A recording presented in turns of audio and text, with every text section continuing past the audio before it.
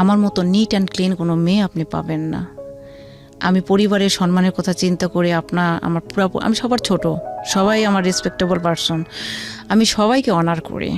করার ফলে আমার খালাতো ভাই ধরছে, যার ফলে রাগ আছে, আমার সাথে আর কথা বললো না। 23 দিন থাকলাম, 23টা কথা বললো না। আমার খালাতো বোন, যাকে আমি কোলে পিঠে করে মানুষ করলাম, সে আমাকে বলে কি এত ভালো হলে বাবার বাড়ির জায়গা হয় না। প্রথমত আমার ফ্যামিলি পরিচয় দিই। আমরা 2টা ভাই 2টা বোন। জি। আমি সবার ছোট। জি। বোন বড়, মিডিলে 2 ভাই। আমার দাদা ছিলেন বিশাল ধনী, মানে ওয়ান কাইন্ড অফ জমিদার মতো বলা যায়। আর অত্র গ্রামে যত লোক আছে সবাই আমার দাদার কাছেই মানুষ হয়েছে। মানে এমন একটা ফ্যামিলি ছিল আগেকার মানুষ। উনি অনেক সহজ সরল একটা মানুষ, এবং উনি সেই সময়তেই ঘোড়া নিয়ে বিভিন্ন জায়গায় বিচার আচার করতেন। ওরে বাবা, সম্মানী লোক ছিলেন। হ্যাঁ, আমার বাবাও কিন্তু তাই করতেন। পরে কালক্রমে দেখা যায় আমার দাদা অত্যন্ত সহজ সরল লোক, এবং গ্রামে কিছু লোক আছে যারা আমার দাদার সরলতার সুযোগ নিয়ে প্রচুর জমি নিয়ে রাখছে। আমার দাদি আবার অত্যন্ত রাগী একটা মানুষ, এবং দাদা ছিলেন অত্যন্ত সুন্দর একটা মানুষ। আব্বু কিছু করতেন না, এবং সে এতটাই জমিদার ছিল, প্লেটের বাটির মধ্যে সে হাতে ভেবে রাখতো, দুধ যখন এখানে উঠতো তখন সে খেত, এইরকম। তো আব্বু বিয়ে করলেন, আব্বু বিয়ে করবেন না। পাশের বাড়ি একটা আন্টি ছিলেন খুব সুন্দর, যাকে আমি এখনো মা বলি। তো উনাকে আব্বু খুব পছন্দ করতেন। তা আব্বু এসএসসি পরীক্ষা দিয়েছেন তখন 71 মেবি। তো উনি ফার্স্ট ক্লাস ফার্স্ট হয়েছিলেন, এবং 3 বিষয় লেটার পেয়েছিলেন। পরে আব্বু উনাকে বিয়ে করবে। আর আব্বু তখন, দাদা তখন আমাদের পাশের বাড়ি, গ্রামে একটা পাশের বাড়িতেই, মানে যেটাকে বলে ধোপা, উনার 3টা মেয়ে, কিন্তু প্রচুর জমি। উনার বড় মেয়ের সঙ্গে আমার দাদা বিয়ে দিবেন। আচ্ছা। পরে আব্বু ওখানে বিয়ে করবেন না, আব্বু বিয়ে করবেন এই ফুফুটাকে, যাকে আমরা এখন মা ডাকি। এই নিয়ে একটা প্রচণ্ড বড়, মানে দাদা জোর করছে ওই মহিলাটার সঙ্গে বিয়ে দেবে, আর আব্বু জোর করছে যে ওই ফুফুটাকে বিয়ে করবে। পরে যাই হোক, আরেকটা লোক আছে, ওনারা 7টা ভাই, মানে সমাজে একটা কালপ্রিট। তো 7টা ভাইয়ের মধ্যে একজন ওই ফুফুটাকে বিয়ে করবে, এরকম একটা গ্যাঞ্জাম বেঁধে তখন দাদা জোর করে নিয়ে যায় আব্বুকে ওই আন্টির সাথেই বিয়ে দিল, মানে ধোপার মেয়েটার সঙ্গে, বড় মেয়ের সঙ্গে। তখন আব্বু বললো যে যখন আমার পছন্দ মতো মেয়ের সঙ্গে বিয়ে হলো না, আমি আমার পছন্দ মতো বিয়ে করব। তখন আমার নানুর বাসাটা ঠিক একটা বিল আছে, বিলের ওই পারে। আমার নানুর বাসা থেকে আমার মাকে পছন্দ করেছে আমার নানু। আমার মায়ের অনেক কাহিনী আছে। আমার নানারও বিশাল ধনী ছিলেন, মানে এতটাই ধনী ছিলেন যে ওনারা যখন মাছ কাটতেন কুড়ালদা চিপতে হতো। আম্মাকে তখন নানু বিয়ে দিয়েছিল ছোটোবেলাতে, 11-12। তো ওই সময় বলতে তো আরও মানে কিছুই তো বোঝে না, তাও একটা বিবাহিত লোকের সঙ্গে। আম্মা ওখানে বিয়ে থাকবে না, চলে আসছে পালায়। পরে আমার আব্বু পছন্দ করে। আমার আম্মা অসম্ভব সুন্দর একটা মহিলা ছিলেন, উনাকে তখন বিয়ে করছে আব্বু যে জোর করে। তখন আব্বুর ঘরে হলো 2টা বউ। আমার দাদির একটাই কথা, তোমার 2টা বউ, তুমি সংসার করো একা, তুমি কোনো কাজ করো না, তোমার বউকে দেখবে। তো আমার দাদি আমার মাকে দেখতে পারতেন না, প্রচণ্ড পরিমাণে গালিগালাজ, মারপিট, খাওয়াতে, যেটা আপনাকে গ্রাম বাংলা সে আগেকার শাশুড়িদের দরজাল শাশুড়ি যাকে বলে, আল্লাহ মাফ করুন, উনি মারা গিয়েছেন, অসম্ভব আমার আম্মাকে কষ্ট দিতেন। তো আমার বড় আম্মার সঙ্গে কিন্তু আমার আম্মার কোনো ঝগড়া নেই, মানে সতীনে যে একটা কথা কাটাকাটি এটা নেই, মানে 2 বোনের মতো। আর কোনোভাবে যখন আব্বু কভার করতে পারলো না, তখন একদিন প্রচণ্ড মারপিট, ঝগড়াঝাটি হতে হতে আব্বুকে আলাদা করে দিল। আব্বুর কিন্তু 2টা ওয়াইফ, আলাদা করে দিল তখন 1/2 কেজি ময়দা দিয়ে। তারপরে এটা নিয়ে 1/2 কেজি যখন ময়দা দিয়ে তাকে আলাদা করে দিয়ে এলো, তখন আব্বু বলল যে মা, তোমার এত বড় সংসার, এত ধন সম্পদ, সেই সময় ধরেন 120 বিঘা সম্পদ। আপনার দাদা কই তখন? দাদার তো কোনো কর্তৃত্ব ছিল না, মানে দাদি যেটা করতো সেটাই। আচ্ছা। তো তোমরা যেটা করছো, আমি একটাই ছেলে, তা 1/2 কেজি ময়দা দিয়ে কেন আমাকে ভিন্ন করে দিলা? আমার আব্বু তখন একটা টিচারের চাকরি হলো, যেহেতু সে শিক্ষিত একটা মানুষ। তখন টিচারে যখন চাকরি হলো, তখন আমার বাবা বলে, আমার একটা ছেলে সরকারের গোলামি করবে, আগেকার মানুষের যে মেন্টালিটি। তখন আমার আব্বু হচ্ছে রিড রাইটার, মানে মোহরি রেজিস্ট্রি অফিসে, সেখানেও তো তখন টাকা পয়সা তেমন ছিল না। সর্বসাকুল্যে আব্বু পরিবার চালাতে ব্যর্থ। তখন হাফ কেজি আটা যখন দিয়ে দিল, তখন আমার দাদা বলল, আব্বু বলল যে এত বড় সংসার থেকে আমাকে এতটুকু দিলা, আমার লাগবে না। এই বলে চলে আসলো আম্মাকে নিয়ে এবং আমার সৎ মা। আসার পরে আমার সৎ নানি বলে কি আমার মাকে ডিভোর্স দিতে দেয় না। তখন আমার আপা যায়, মানে যখন আমাদের বাসার সামনে দিয়ে ওই বাসাতে যায়, আমার ওই সৎ নানির বাসায়, তখন আমার আপা যায় দাদির পা চেপে, দাদি বলে যে পা চেপে ধরে, তখন নেয় না, কোলে নেয় না, যে ওই আপাটাকে নেয়। পরে যাই হোক এইভাবে কোনো রকমে আম্মা তো চললো এবং আমার আম্মাকে আমার আব্বু প্রচণ্ড মারপিট করতো। শুধু মারপিট না, এইরকম তীরের সঙ্গে টানিয়ে লোয়ার রড দিয়ে পিটাইতো। কেন পিটাইতো? আম্মা সাপোজ একটা মাটির পাতিল নিয়েছে, এক মুঠ ধান দিয়ে আমার সৎ নানীরা লাগিয়ে দিয়েছে। আব্বু অফিসে আসার সময় বলছে, হ্যাঁ আমার মেয়ে থাকলে তো সংসার ধ্বংস হবে, এই হবে, কিন্তু অম্মুকের বউ দেখছি এত মন ধান দেয় যে পাতিল টাতিল নিল। বুঝলো না আব্বু কিছুই, লাগাইলো, ডাইরেক্ট এসে মারলো। এত মারতো আমি নিজেও দেখেছি। আমি বড় হওয়ার পরে প্রোটেক্ট করতাম, কিন্তু বড় ভাইয়েরা কেউ ভয় আব্বুর সঙ্গে কথা বলতো না। পরে এইভাবে যখন আম্মা চলে আসলো, আব্বুর কিছু ব্যাড হ্যাবিট ছিল, যেটা না বলি যেহেতু উনি মারা গেছেন। পরে এভাবে যখন চলে আসলো, আম্মু খেয়ে না খেয়ে সংসার নিয়ে আমাদেরকে পারলো। তখন দেখা যাচ্ছে আচ্ছা, তারপরে ওইখানে আসলো। আসার পরে আম্মা এভাবে দেখা গেল যে আব্বু রেজিস্ট্রি অফিসে গেছে, কিছুই হয়নি। তখন আম্মু নানুর বাসায় গেল, যাই হয়তো চাল ডাল যান লাগে নিয়ে আসলো বা মামারা দিয়ে গেল। এভাবে পালতে পালতে দেখা যাচ্ছে আব্বু ওই টাকাগুলো দিয়ে অনেক সময় নেশা করতো বা মেয়েলি কিছু ব্যাপার ছিল। তো এগুলো নিয়ে আম্মা যখনই প্রতিবাদ করতো তখনই প্রচণ্ড আকারে মার খেত। এত পরিমাণ মার খেত যেটা বলার মতো না। এবং উনি মার খাওয়ার পর যখন সেন্সলেস হয়ে যেত, আব্বু তখন ডাক্তার নিয়ে এসে তাকে সেন্স ফিরাইতো। এরকম ছিল। এগুলো আপনি দেখেছেন? হ্যাঁ, এটা আমি দেখেছি। পরে এগুলো হওয়ার পরে একটা পর্যায়ে দেখা গেল আমার আপা বড় হয়ে গেল, বড় ভাই হলো, বড় ভাই হওয়ার পরে মেজো ভাই হলো, মানে ডিফারেন্সটা 2 বছর 2.5 বছর এরকম। আপনার পজিশন কত? আমি তো লাস্ট। আচ্ছা, লাস্ট। কয় ভাই বোন আপনারা? আমরা 2টা ভাই 2টা বোন। ওকে, তারপর ভাই 2টা মিডিলে, বোন ফার্স্ট, আমি লাস্ট। পরে এভাবে তো চলে আসলো। পরে দেখা গেল যে আমার দাদা 1 কাঠা জমি আমার বাবাকে দিল না, সমস্ত সম্পত্তি সে বিক্রি করলো, খাইলো। এবং সে শেষ পর্যায়ে অন্যের বাসায় যে থাকলো, আমার ওই যে ফুফু বলছি না, আমার দাদির প্রথম পক্ষের যে মেয়েটা, তাদের বাসায় থাকলো। তো আমি যখন ক্লাস 3-তে পড়ি মেবি, তখন আমার দাদা চলে গেলেন, দাদি থাকলো। দাদি ওই ফুফুর বাসাতেই। আমি বলি ভাইয়া আমি সাইকেল চালাইতে পারি, মোটর সাইকেল চালাইতে পারি, আমি সবই পারি। তো আমার দাদি ওই বাসাতে যখন থাকতো, তো আব্বু আমাকে বলতো যে তুমি নিয়ে যে ওইটা দিয়ে আসো। দাদির কোনো কিছু খাবার লাগে কিনা, যা বলতো যে দেখো কিছু খাইতে চাই কি।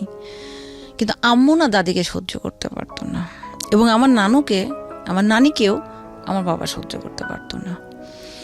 এবং মাঝে কিন্তু আমার ক্লাস 5-এ ওঠার পর আমার নানু মারা গেল, তার মানে 2জন চলে গেল, থাকলো 2জন। তো আমার একটা ছিল, আমার একটা নীতি আছে যে আমি যদি দেখি সবাইকেই দেখব। তো আমার দাদির কাছে যদি আমি খাওয়ার কিছু নিয়ে যাই, অবশ্যই আমার নানিও আছে, আমার মায়ের তো সে মা, তখন আমি নানির কাছে নিয়ে যেতাম। এটা নিয়ে আম্মা বলতো আমার মাকে কেন দেব না, আর আব্বু বলতো তোর মা আমাকে কি দিয়েছে। তখন বলে যে তোমার সন্তানগুলো কার টাকা দিয়ে তুমি মানুষ করেছো, আমার মা তো পালছে, আর তোমার মায়েরা তো শুধুই মেয়েদেরকে দিয়েছে। শুধুমাত্র 10 কাঠা জমি, যেটাকে বলে এউজ বদল করা, 10 কাঠা জমি আমার বাবা, 10 কাঠা না, 10 শতক 6 কাঠা জমি আমার আব্বুকে দিয়েছিল আমার দাদা। সেই জমির উপরে বাড়ি আছে, মানে মাটির বাড়ি আমাদের। তো প্রথমে তো কঞ্চির বেড়া দিয়ে কাদাতে লেপে আম্মা প্রথমে যে বাসাটাতে চলে আসে। এর মাঝে কিন্তু আমার সৎমায়ের ডিভোর্স হয়ে গেল 71-এর পরে বহুবার আমার আম্মা নিতে গেছে, আমি দেখছি। আমি ক্লাস 9-এ ওঠার পরে আমার আম্মা নিতে গেছে, ওরা আর আসে নাই। আমার সৎনানির বাবার অনেক সম্পদ ছিল, 3টে মেয়ে। আমার বড় আম্মা ছিল বড়, কিন্তু স্টিল নাও আমার বড় আম্মাদের সাথে আমাদের কোনো ঝগড়া নেই, আমার আম্মার সঙ্গে কখনো তার কোনো প্রবলেম হয়নি। যাই হোক এইভাবে চলতে থাকে। কিন্তু আব্বু দেখা যেত রেজিস্ট্রির অফিসে কাজ করতে করতে এখানে একটা নাম বলে দেই, যদিও নামটা ছদ্মনাম, সুজন। তার শ্বশুর মানে আমার বড় আব্বা, মানে আমার বাবার তো নিজের কেউ না, এটা হচ্ছে আব্বুর ফুফাতো ভাইয়ের ছেলে। ওনার নাম আব্দুল সালাম। সালাম বড় আব্বার জামাই সুজন। তো উনাকে তখন আব্বু, উনি তখন 2টা বিয়ে করেছে, তখন উনি বললো যে আব্বুকে, দাদাকে এসে বললো যে মামা আমার তো, আপনার তো অনেক আছে, আমার তো কিছু নেই, আমি তো খুব সমস্যায় পড়েছি, যদি ওর লাইসেন্সটা আমার নামে রিনিউ করে দেয় বা আমার নামে চেঞ্জ করে দেয় তাহলে আমি একটু পরিবারটা নিয়ে বাঁচতাম। আব্বু দিয়ে দিয়েছে। দেওয়ার পরে আব্বু আর কিছু করে না। পরে আব্বু কি করতেন, এই যে জমির ব্যাপারগুলো উনি মানে একজন এসিল্যান্ড একটা জমির ব্যাপারে যতটুকু না জানে, আমার বাবা এরকমই খুব ট্যালেন্ট একটা মানুষ, যার ফলে উনি এদিক ওদিকে তখন বিচার আচার করে বেড়াতেন, তেমন কিছু করতেন না। তখন আমাদের জমি বলতে যখন ভেস্টেড প্রপার্টি মানে ভিপি সম্পত্তি, আপনি বুঝতে পেরেছেন ভাইয়া? ভেস্টেড প্রপার্টি মানে যেটা আপনার দখল আছে। ভেস্টেড প্রপার্টি বলতে যারা বাংলাদেশ থেকে যেগুলো হিন্দুরা পর্যাপ্ত পরিমাণে খাজনা না দেওয়ার কারণে জমিগুলা সরকার অ্যাকোয়ার করে নেয়, এবং তারা যখন দেশের যখন জমির খাজনাটা দেয় না তখন জমিটা নিলামে দেয়, এবং এই জমিটা যারা ধরে নেয় তাদের হয়ে যায়, মানে চেক কেটে কেটে খেতে হয়। আর তারা তো ইন্ডিয়াতে চলে গেছে। এই কিছু জমি বলতে প্রায় 2.5 বিঘার মতো জমি। এগুলো আপনার বাবা নিয়ে নেয়? হ্যাঁ, আমার বাবা না, আরো 20-25 আর মানে এলাকার অনেক লোকে নিয়ে নেয়। এইটুকুই আমাদের জমি। আর ওই যে বললাম 10 শতক জমি বাড়ি, জাস্ট এটার উপরে তখন ভাইয়া ইট ভাটাতে কাজ করতে লাগলো। এসএসসি পরীক্ষা দিবে বড় ভাই, এসএসসি পরীক্ষা দিবে, সে বই বেঁধে নিয়ে মাটি কাটতে যাইতো। আমার ভাইয়া এসএসসি দিল 97। আপনার বয়স কত তখন? আপনি তখন কি করেন? আমি তো ছোট। ছোট বলতে কি পড়াশোনা করছেন ওই সময়? হ্যাঁ, আমি তো পড়াশোনা করছি, আমার পরে বলছি। পরে ভাইয়া চলে গেলেন এইভাবে। তখন আম্মা কি করতো, গম বনাইছে জমিতে। আম্মা, বড় ভাই, বড় আপা আর আমার ইমিডিয়েট যে বড় ভাইটা, এরা যায়। আম্মা করতো কি, লোকজন ওঠার আগে ফজরের নামাজ পড়ে আম্মা চলে যেত, যে গম টম কেটে রেখে চলে আসতো লোকজন বের হওয়ার আগে। পরে যখন রোদ হতো তখন ভাইয়ারা বয়ানে আসতো, ওই জিনিসগুলো মানে মারতো, মারার পরে ওটাতে শুকাইতো, শুকানোর পরে ভাঙায় এসে রুটি খেত। আপনার বাবা কি করতো ওই সময়? বাবা কিছুই করতেন না, মানে ছোটবেলার অভ্যাস, ওই ঘুরে বেড়াতেন। আপনারা শুনছেন প্রাণ মিস্টার ম্যাঙ্গো ক্যান্ডি প্রেজেন্স জীবন গল্প। আমি আরজি কি প্রিয়া আপনার সঙ্গে রয়েছি। এবং যদি আপনার এই অনুষ্ঠানে আসতে হয় প্লিজ আমাদেরকে ফোন করবেন। আমাদের ফোন নাম্বার হচ্ছে 09611904904। আমি আবারও বলছি 09611904904। আরেকটা কথা একটু বলতে চাই, সিচুয়েশনটা যখন নিজের মতো না, এবং মন যখন বসে না কোনো কাজে, হঠাৎ করেই কোনো ফুড আমাদের মনটাকে কিন্তু ঠিক করে দিতে পারে, যেমনটা হতে পারে কাঁচা আমের সাথে Pran mister mango candy. Good mood guaranteed. এবার চলতে চলতে ভাইয়ার পড়াশোনাটা বন্ধ হয়ে গেল। এসএসসি পরীক্ষা দেওয়ার পরে নাকি আগেই? উনি এসএসসি পরীক্ষাটা দিলেন কিন্তু পাশ করতে পারলেন না, বন্ধ হয়ে গেল। বড় আপাকে এর মধ্যে আমার আব্বু বিয়ে দিয়ে দিলেন, এবং শুধু বিয়ে না, মারপিট করে এমন মারলেন আপার এই আঙ্গুলটা ভেঙে গেল। বিয়ে দিয়ে দিল। দেওয়ার পরে আপা সেই বাসাতে গেল না, সেই লোকটার সঙ্গে দেখাও করলো না। মানে বিয়ে দিয়েছে, সে এই দিক দিয়ে দিয়েছে, ওই দিক দিয়ে সে পালিয়ে গেছে, বিয়ে করবে না। তখন তার বয়স 13, আমি এটা জানি। আচ্ছা, তখন আমি ছোট, বিয়েটা দিয়ে দিল। ও এর মধ্যে হয়েছে আমার বড় আপা, যেটা আমার সৎমায়ের যে মেয়েটা, সেটাকে কিন্তু আমার দাদি এর মধ্যে দিয়ে দিয়েছে আমার আম্মাকে। আর যে ভাইটা ছিল সেটা আমার সৎ নানি নিয়ে নিল। কেন? কারণ আমার বড় আপাটা ছিল কালো মেয়েকে বিয়ে দিতে টাকা লাগবে, ছেলে পুষলে তার তো 3টাই মেয়ে, নিয়ে নিল সে একবারে, নৌলিখিত নিয়ে নিল। কিন্তু আমি একটা দেখতাম বাসাতে সব সময় আমাকে কেমন যেন একটা নেগলেক্ট করা হতো। আমার জন্ম নিয়ে বলি, আমার মায়ের 2টা ছেলে 1টা মেয়ে হয়ে গেল। আমার মেজো ভাইয়ের পরে যে একটা, আমার ইমিডিয়েট যেটা, তার মিডিল একটা বাচ্চা আসছিল আমার পেটে, সেটাও নষ্ট হয়ে গেল। আমি যখন আমার পেটে 5 মাস, তখন আমার নানু বলল, আমার নাম সাজেদা, বলল সাজেদা তুমি, তোমার 2টা ছেলে 1টা মেয়ে, তুমি এই বাচ্চাটা ফেলে দাও। তখন আম্মা বলল যে এখন অলরেডি 5 মাস চলে গেছে, একে নষ্ট করতে গেলে তো আমি মারা যাব। তখন আমার আব্বু বলল যে আমার 14 পুরুষ একটা করে ভাই, যার ফলে সমাজের প্রত্যেকটা ব্যক্তি আমাদেরকে যখন তখন অত্যাচার করে, মারে, পিটে, কেউ কিছু প্রতিবাদ করে নাই। তো আমার লাঠির দরকার, এটা আমার ছেলে হবে। তো আমি যখন হলাম মেয়ে, এই যে বৈষম্য, তখন আম্মা আমাকে 2 দিন কোলে নিল না ওই অবস্থাতে। পরে এখানে ব্লাড লেগেছিল, পিঁপড়া লেগে গিয়েছিল, আমার আম্মা আমাকে কোলে নেয়নি। পরে আমার মেজো খালা আমাকে যা হোক নিয়েছে। পরে সেই থেকে আমার মা আমাকে মানে কেমন যেন একটা তুচ্ছতা ছিল, কোনো কেয়ার করতো না। এবং আমি এতটাই জিদি ছিলাম, আমি হয়তো আম্মা পুকুরে পানি নামছে, গোসল করতে নামছে, পানিতে যা বলছে আমি এখানে দুধ খাবো, তখন আম্মা হয়তো বলছে যে একটু উপরে আসো, না আমি এখানেই খাবো, ভিডিও পার্ট স্টার্ট 1 এখানেই খাবো, এখানেই খাবো এবং আমাকে এই পানির মধ্যে দিতে হবে, মানে আমি এতটাই জিদি। তো সেই পরিমাণ মারতো। আর আমার রাগটা এত ছিল যে আমি যখন কান্না করতাম, মানে মারতাম, তখন আমার এই 2টা হাত ফেটে ব্লাড বের হয়ে যেত। প্রচণ্ড রাগী একটা মানুষ ছিলাম। তো আম্মা কোনো মতেই মানে প্রচণ্ড মারতো। আর এই যে বৈষম্য থাকতে থাকতে হঠাৎ আমি প্রচণ্ড অসুস্থ হয়ে গেলাম, নিউমোনিয়া হয়ে গেল আমার। তখন আমাকে সবাই বলছে যে ও মারা যাবে। ডেফিনেটলি আমাকে শোয়ায় রাখছে, উত্তর দিকে মাথা, দক্ষিণ দিকে পা, আর বাঁচবো না। পরে পাশের বাড়ির হিন্দু দাদু আছে, আব্বু বলল যে আমার মেয়েটা তো মারাই যাবে, তো একটু যদি ডাক্তারের কাছে যাওয়া যেত। তো সেই সময় হোমিওপ্যাথিক ওষুধ, আমার জন্মটা কিন্তু 1986 ভাইয়া। জি। তো হোমিওপ্যাথিক ওষুধ 5 পুড়িয়া ওষুধ দিল, দিয়ে বলল যে এই ওষুধটা তোর মেয়েকে খাওয়া। উনি অনেক বয়োজ্যেষ্ঠ মানুষ, যদি 3 পুরা খাওয়ানোর পর তোর মেয়েটা ফিরবে, না হলে কোনোদিন ফিরবে না। যাই হোক, ওই যে ফিরছি ভাইয়া, আর পড়ি নাই।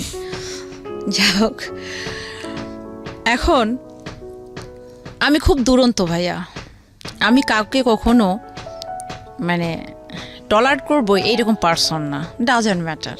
সাইকেল নিয়ে যাচ্ছি, কেউ একটা টন কাটছে, ঠাইসে একটা থাপ্পড়। রাস্তাতে যাচ্ছি, এই তুই কেমন আছিস, আমি কেমন আছি তুই জিজ্ঞেস করার কি, মারলাম। এলাকার এমন কোনো গাছ নেই, সে আম গাছ, তাল গাছ, বাঁশ, যেটা বলেন, আমাকে চেনে না এমন কোনো গাছ নেই। এমন কোনো ফলের গাছ নেই যে ফলের গাছালা বলতে পারবে না যে তার গাছের ফল আমি চুরি করে খাইনি। ওকে।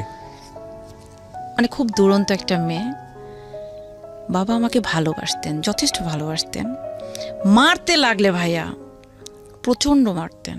এই যে চৈত্র মাস আজকে কিন্তু আমাদের বাসায় ধান কাটছে, এই ধান জমিতে কাটতো, আমি ওইখান থেকে বয়ে নিয়ে আসতাম। 1 মণ 1.5 মণ ধান আমি মাথায় করে নিয়ে মাইলের বড় মাইল যাইতাম। আমি প্রচণ্ড শক্তি পাই। তখন সবাই বলতো, এই তুই এত কাজ করিস কেন, তোকে বিয়ে দিতে কয় টাকা লাগবে রে যে তোর বাবার সংসারে এত কাজ করতে হয়। আমি বলি না, আমি তো পড়াশোনা করব, আমি যদি পড়াশোনা করি তাহলে তো ওরা আমাকে পড়াবে না যদি আমি কাজ না করি। তো আমাকে যখন আমি ক্লাস 4-এ যখন পড়ি, তখন আমার বিয়ে লাগে। ক্লাস 4-এ? 4-এ। তো আমি বললাম যে ক্লাস 4-এ বিয়ে, আমি তো বিয়ে করব না। তা আমি বিয়ে ভেঙে দিতাম। কিভাবে? ছেলে আসছে আমাকে প্রশ্ন করতে, ও একটা করলে আমি 4টা প্রশ্ন করতাম। আর পরে বলতাম, আপনার কি আমাকে পছন্দ হয়েছে? তখন বলতো যে আচ্ছা পরে কথা বলি। আচ্ছা ঠিক আছে, ভাঙতাম। পরে যে কোনো বিয়ের কথা বললে আব্বু বুঝতে পারতাম ভাঙতাম। তো বললো যে ওর বিয়ে লাগলে ওকে যে প্রশ্ন করো, তোমরা যদি কেউ বিয়ের কথা বলো। কিন্তু গ্রামের কিছু লোক ভাইয়া আমার পিছনে লাগলো। এরা ভালোবাসার জন্য না ভাইয়া, এরা আমার হাতটা ধরে বুকে টানার জন্য না, এরা আমাকে নষ্ট করার জন্য। তারপরে আমার পেছনে লোক লাগলো। লাগার পরে দেখা যাচ্ছে ভাইয়া, আমি স্কুলে যাচ্ছি, আমি 2 কিলো, 1.25 কিলোর মতো রাস্তা আমার বাসা থেকে। তো আমাকে এতটা রেস্ট্রিকশনে রাখতো। আব্বু সকালবেলা সাইকেলে করে নিয়ে যায় কিংবা মোটর সাইকেলে করে নিয়ে যায়, আমাকে স্কুলে দিত, আবার আসার সময় নিয়ে চলে আসতো। যদি কখনো ভ্যানে আসতাম, 1 টাকা কিন্তু ভাড়া ছিল, 2 টাকা ভাড়া ছিল। তো আমি ভ্যানে বসতাম, মোড়ের উপর ভ্যান, আমি রেডি হয়ে, আমার আব্বু আমার চুলগুলো বেনি করে দিত। আম্মা কিন্তু কোনো দিনই না, আব্বু। চুলগুলো বেনি করে দিত, চুল বেনি করে দিয়ে বেঁধে দিয়ে স্কুল ড্রেস ইউনিফর্ম পরে ব্যাগটা নিয়ে আমি চলে গেলাম।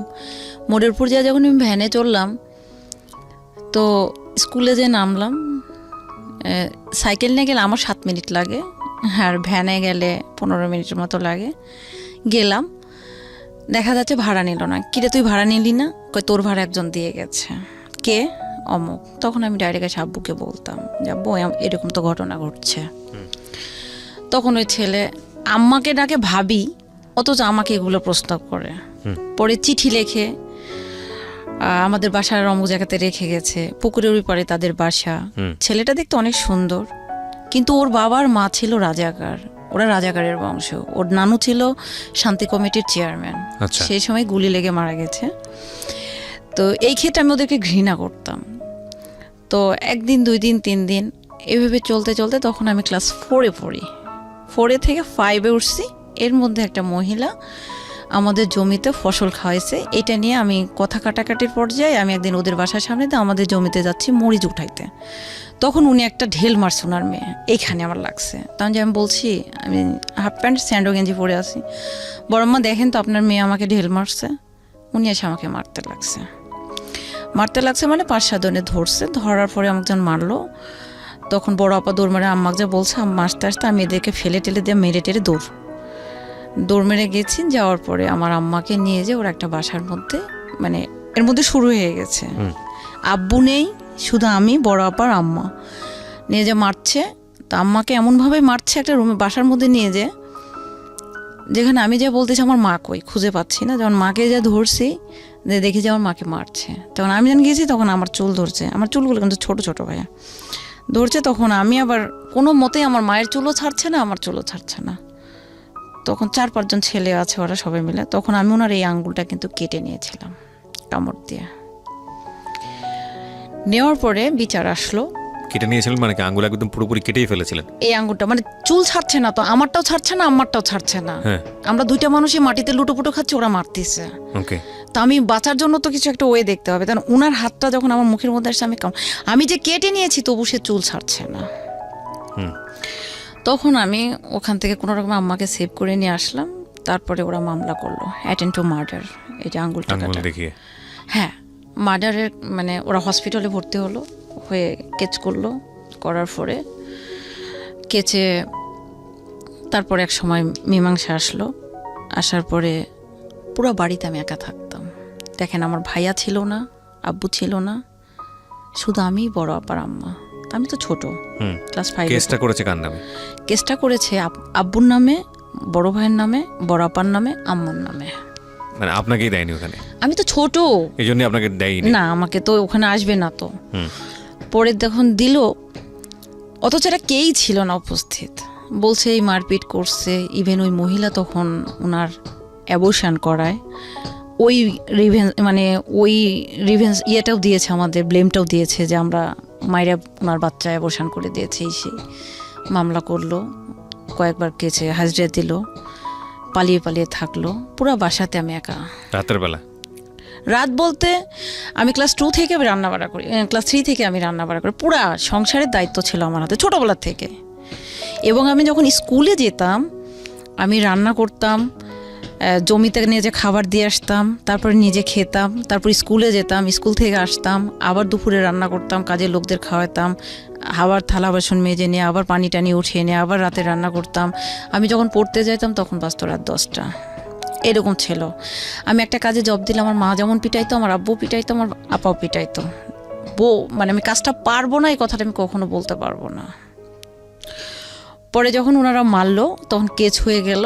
যাওয়ার পরে ওনারা তখন মীমাংসায় বসার পরে মীমাংসাতে আসলো কি, যে যেটা হবার হয়ে গেছে, এটা একটা মীমাংসা করতে হবে। কোর্টে গেলে দুজনের এসেই চেয়ারম্যান এলাকার সব লোকজন বসলো, যেটাকে বলে দিগর সালিশ, মানে বিশাল আকারে একটা সালিশ বসলো। মীমাংসা হয়ে গেল।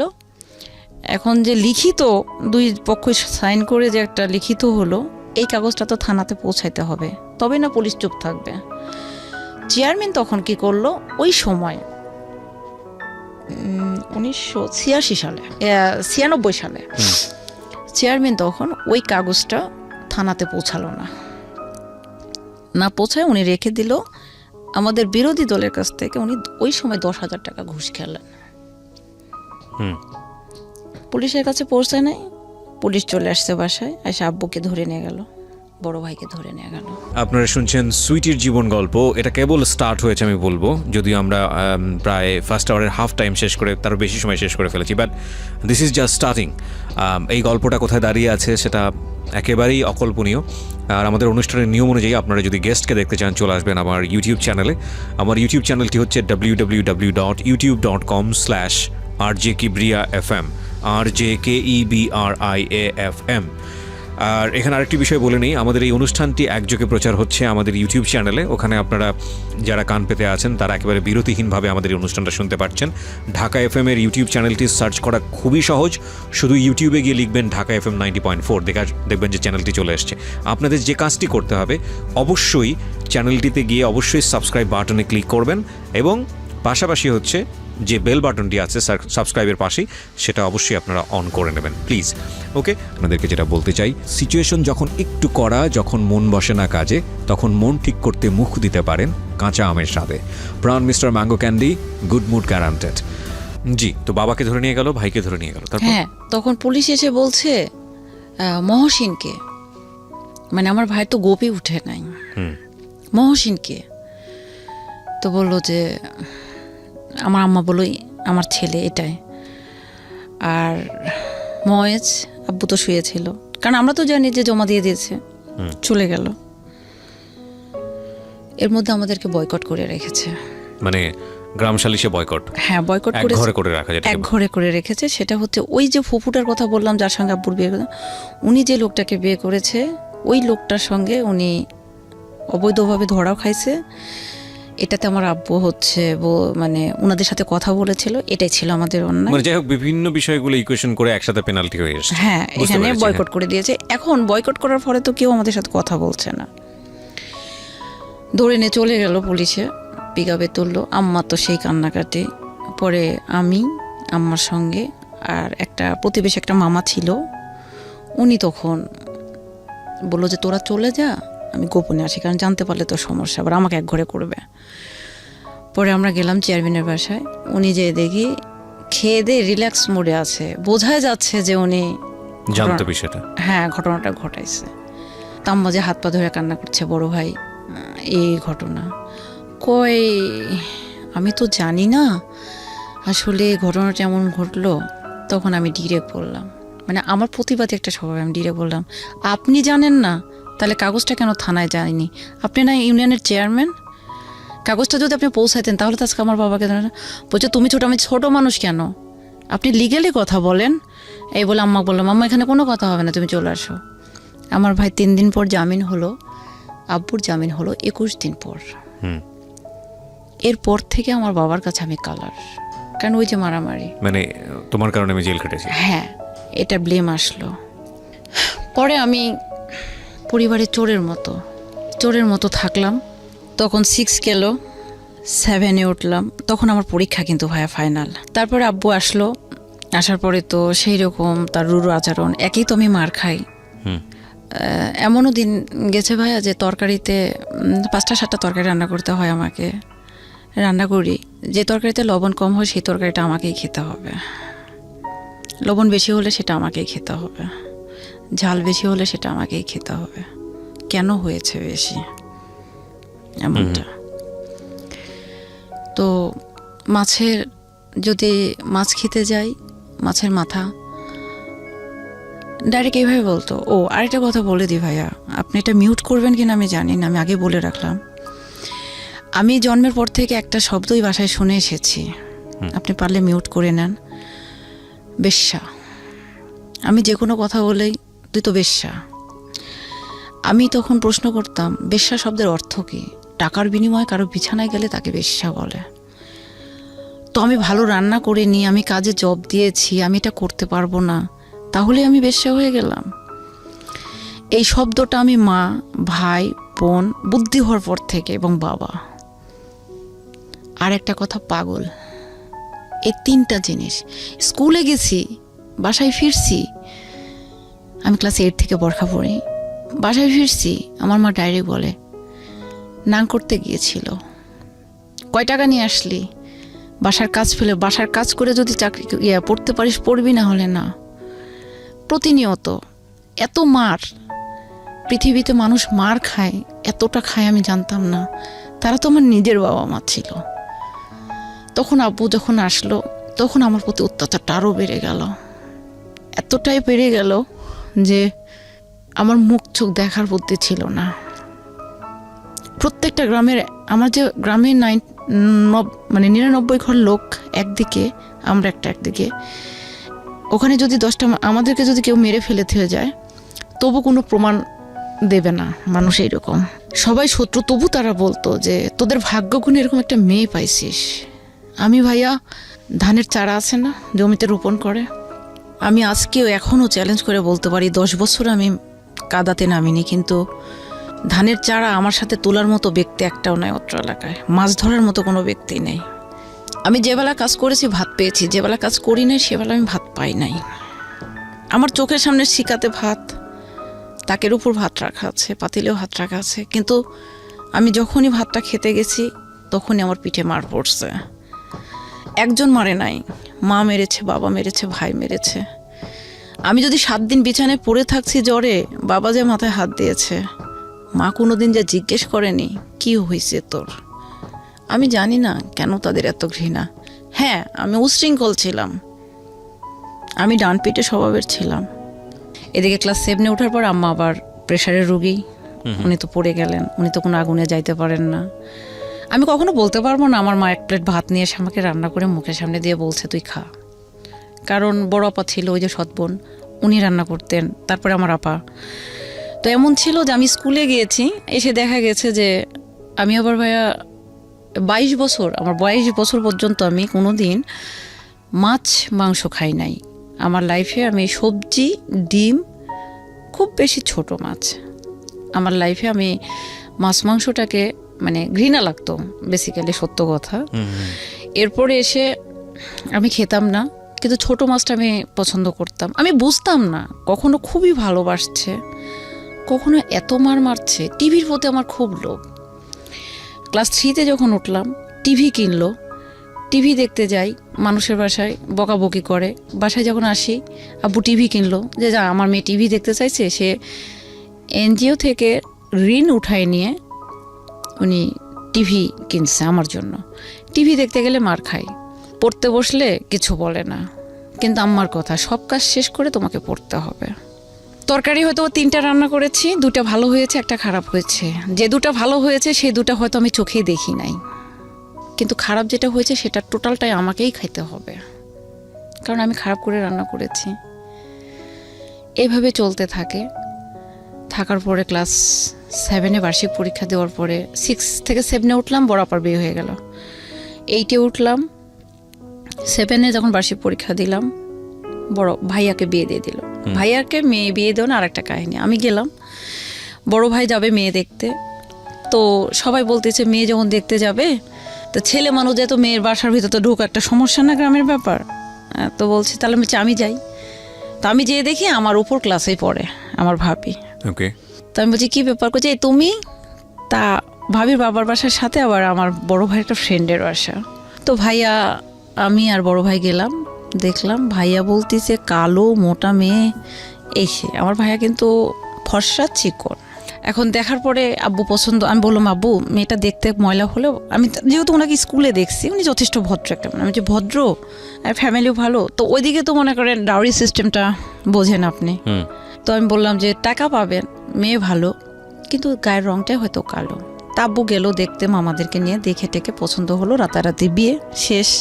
এখন বিয়ে, মেয়েটা কালো, আমার ভাই ফর্সা, এই যে মার শুরু হলো আমার উপরে, তুই পছন্দ করছিস। তো আপনারা বিয়ে দিলেন কেন?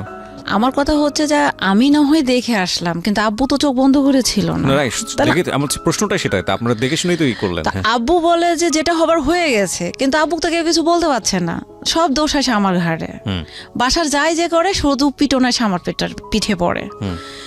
তখন আমি বললাম যে দেখো তোমরা ইন্ডিয়ান নায়িকাও নিয়ে আসতে পারো, কিন্তু কালকে এসে তোমাকে ভাত দিল না, আলাদা হয়ে গেল। কিন্তু কালো মেয়ে তোমার সংসারটা যদি ধরে রাখে তাহলে কি হবে? স্টিল নাও সে এক জায়গাতে আছে, জয়েন্ট ফ্যামিলিতেই আছে এবং এখন পর্যন্ত তার সম্বন্ধে একটা বাজে মন্তব্য কেউ করতে পারবে না, এত ভালো সে মেয়ে একটা। যাই হোক, এটাও গেল। এখন পুরা ভাবি সংসারের দায়িত্ব নিল। তারপরে ভাইয়া আমি এসএসসি পরীক্ষা দিব, এর মধ্যে আম্মা অসুস্থ। আমার ক্লাস 9-এ ওঠার পরে আমার অ্যাপেন্ডিসাইটিসে একটা ব্যথা ধরা পড়লো। নাটোর দেখালাম, ওনারা বললো যে ওর অ্যাপেন্ডিসাইটিস হয়েছে।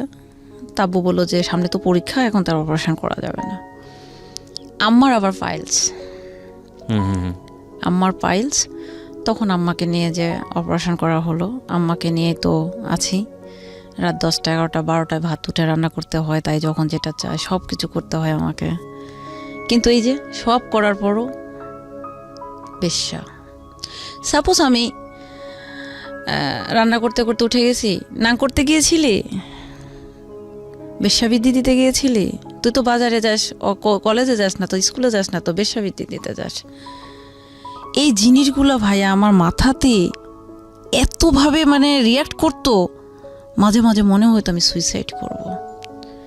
তখন থেকে আমি ঘুমের বড়ি খেতাম, প্রচণ্ড আকারে খেতাম। খেতে খেতে এভাবে চলতো, সকালে উঠতে পারতাম না। তারপর আমার বাসায় একটা, এভাবে চলতে চলতে একদিন মায়ের অপারেশন হলো। এরপর আমার এসএসসি পরীক্ষা আসলো। তখন তো বললাম আমার অপারেশন হয়েছে, বাসায় ধান কাটার লোক লাগছে। ইভেন আমার মাকে দেখবো, ধান কাটা লোককে খাইতে দেব, বাসা দেখবো, ভাবি তো একা না। আমি ও তো ভাই আবার আলাদা হয়ে গেল। আলাদা হওয়ার পিছনে কারণ কি, আমার একটা বিয়ে লাগলো। ছেলেরা যৌতুক নেবে একটা মোটর সাইকেল, আর আমাকে 3 ভরি স্বর্ণের গহনা দেবে। ছেলেটা একটা এনজিওতে চাকরি করত। ছেলেটা দেখতে সুন্দর ছিল, সবই ভালো, ছেলেটা আমাকে পছন্দ করত। কিন্তু আমি বলি ভাইয়া, আমার লাইফে হিউজ পরিমাণ ছেলে আমাকে অফার করছে, শুধু ভালোবাসা পাইছে। কিন্তু সব সময় আমি একটা জিনিসই বুঝতাম, প্রেম করব, ভালোবাসা করব, আজকে বলবো, কালকে যদি ছেলে অস্বীকার করে মান সম্মান যাবে, বাবা ছোট হয়ে যাবে, নিজের পড়াশোনা নষ্ট হবে। কিন্তু না, আমার এলাকায় আমি দেখছি কোনো মেয়ে এই এসএসসি পার হতে পারে না। সবাই ক্লাস 8 পার হতে গেলেই বিয়ে হয়ে যায়, সংসারে অশান্তি, 2 দিন পর ডিভোর্স, বাচ্চা কাচ্চা না কেউ ম্যাও, মারামারি, স্বামী পিটায়, চলে আসে। না, আমি এই সিস্টেমে থাকবো না। আমার ছোটোবেলার থেকে একটাই ডেস্টিনেশন, আমি পড়াশোনা করব, নিজের পায়ে দাঁড়াবো, আমি আমার পরিবারের পাশে দাঁড়াবো। যেহেতু আমি গরিব ফ্যামিলির মেয়ে, আমি নিজে একটা কিছু করতে চাই এবং আমি আমার আইডেন্টিটি তৈরি করতে চাই। এইরকম একটা কমিটমেন্ট আমি যখন ক্লাস 3-4-এ পড়ি তখন থেকে এরকম একটা কমিটমেন্ট ছিল। তা আমার কথা হচ্ছে যে আমার মা আমাকে যত অত্যাচার করুক, বাবা আমাকে যত অত্যাচার করুক, পরিবার আমাকে যতই খাইতে না দিক, যত কাজ করায় নেয়, আমি সকালবেলা যদি ঘুম থেকে না উঠতাম, আমার মা আমার চুলের মুঠি ধরে পরপর করে টেনে তুলতো। উঠতাম, ধরেন খড় কেটে মেলে দিতে হবে, ধান কেটে নিয়ে শুকাইছে, তো উঠতে পারতাম না, টেনে তুলতো, নিয়ে যে পুকুরের মধ্যে আমি কাটতে হবে। কাটতে কাটতে দেখা যাচ্ছে ওর মধ্যে আমি ঘুমায় পড়ে গেছি, আবার মার খাতাম। এইভাবে চলতে, আবার তো রান্না বাড়া আছে, 3 বেলা রান্না করতে হতো। চলতে চলতে আমি এসএসসি পরীক্ষা আসলো। এর মধ্যে তো বললাম যে আমার অপারেশন হয়ে গেল। এদিকে আম্মাকে দেখবো না পরীক্ষা, না ধানের কাজ করব। ধানের কাজটা শেষ করে এসে পড়তে বসি রাত 10টা, সকাল 10টায় তো আমার পরীক্ষা। তখন সকাল 10টায় যে আমি পরীক্ষা দিতে যাব, বড় আবার হচ্ছে ভাসুরের মেয়ে, ও আবার এসএসসি দিয়েছিল, ওকে নিয়ে সাব্বু রাখছিল যেন আমাকে গাইডটা দিতে পারে, যেহেতু আমি ফার্স্ট টাইম পরীক্ষা দিচ্ছি। তো ওই খালা, আমি আর আব্বু যেতাম, আব্বু আর ওই খালাটা বাইরে থাকতাম, পরীক্ষার হলে ঢুকতাম। তো এখানে একটা হাসির কাহিনী আছে ভাইয়া, আমি কখনো নকল করতে পারি না। তো টি রচনা এসেছিল, তো আমার ওই ভাগ্নিটা আমাকে টি রচনাটা বলছে, আন্টি এটা আসতে পারে, আপনি নিয়ে যান। নিয়ে গেছি ভাইয়া। আমি নকলটা যে করবো কিভাবে করে এটা তো জানি না। আমি সুন্দরভাবে টেবিলের উপর লিখে, মানে কোশ্চিনের মতো করে লিখে রেখে আমি লিখছি, এর মধ্যে ম্যাজিস্ট্রেট ঢুকছে। আর আমার ছোটবেলা থেকে অভ্যাস, বাইরে অনেক খেয়াল করছে, আমি হাই হিল পরি। আমি না ভাই তখন শাড়ি ইঙ্গিত দিচ্ছি, আমি শার্ট করে না ওটা তুলে নিয়ে এখানে ঢুকাই দিয়েছি। তখন উনি এসে বলছে, ওঠো। দাঁড়ালাম, নকল করছো, বের করো। না, আমি নকল করিনি, টোটাল অস্বীকার। আর আমার তো হাত পা কাঁপতেছে থর করে, কারণ আমি তো কখনো নকল করি নাই। পরে উনি তো আমার খাতা নিয়ে নিল। পরে আব্বুর আবার সার্কেলটা খুব ভালো, কলেজে সবগুলো প্রফেসর প্রিন্সিপাল আব্বুর ফ্রেন্ড সার্কেল। তখন হঠাৎ করে এর মধ্যে পিছনে একজনকে এক্সপেল করছে, আমি আরও কান্না পাইছে আমার। তখন আমি বলছি যে আমি নকল করিনি। তখন বলছে মিথ্যা কথা বলো না, নকল বের করো। আমি না নকল করবো, এই মহিলা গার্ড আছে নিয়ে আসেন। এর মধ্যে স্যার আবার, আমার একটা স্যার আছে ইসলামিক স্টাডিজের, উনি আবার আসলেন, আগে থেকে আমাকে চিনতেন। উনি এসে বলছে কি হয়েছে মামুনি? স্যার আমি নকল করিনি, দেখেন তো। উনি এসে বলছে আমি নকল করছি। তখন বলছে দেখেন আপনার ছাত্রী মিথ্যা কথা বলছে, মানে আমার হাই স্কুলের সিট পড়েছে কলেজে। তো তখন আমি বলছি, তখন স্যার বলছে যে মা তোমাকে এক্সপেল করবে না, তুমি আমার বন্ধুর মেয়ে, আমি তোমাকে কথা দিলাম, তুমি সত্য কথাটা বলো। তখন আমি আস্তে করে স্যার আমি এই কাজটা করছি। বলছে বের করো, বের করে দিলাম। তো বলছে ওনাকে 15 মিনিট পর খাতা দেবেন, উনি মিথ্যা কথা বললো কেন? পরে যাই হোক উনি আমাকে 5 মিনিট পরে স্যার আমার খাতা দিয়ে দিল। যাই হোক আমি তো আর সমস্যা নেই।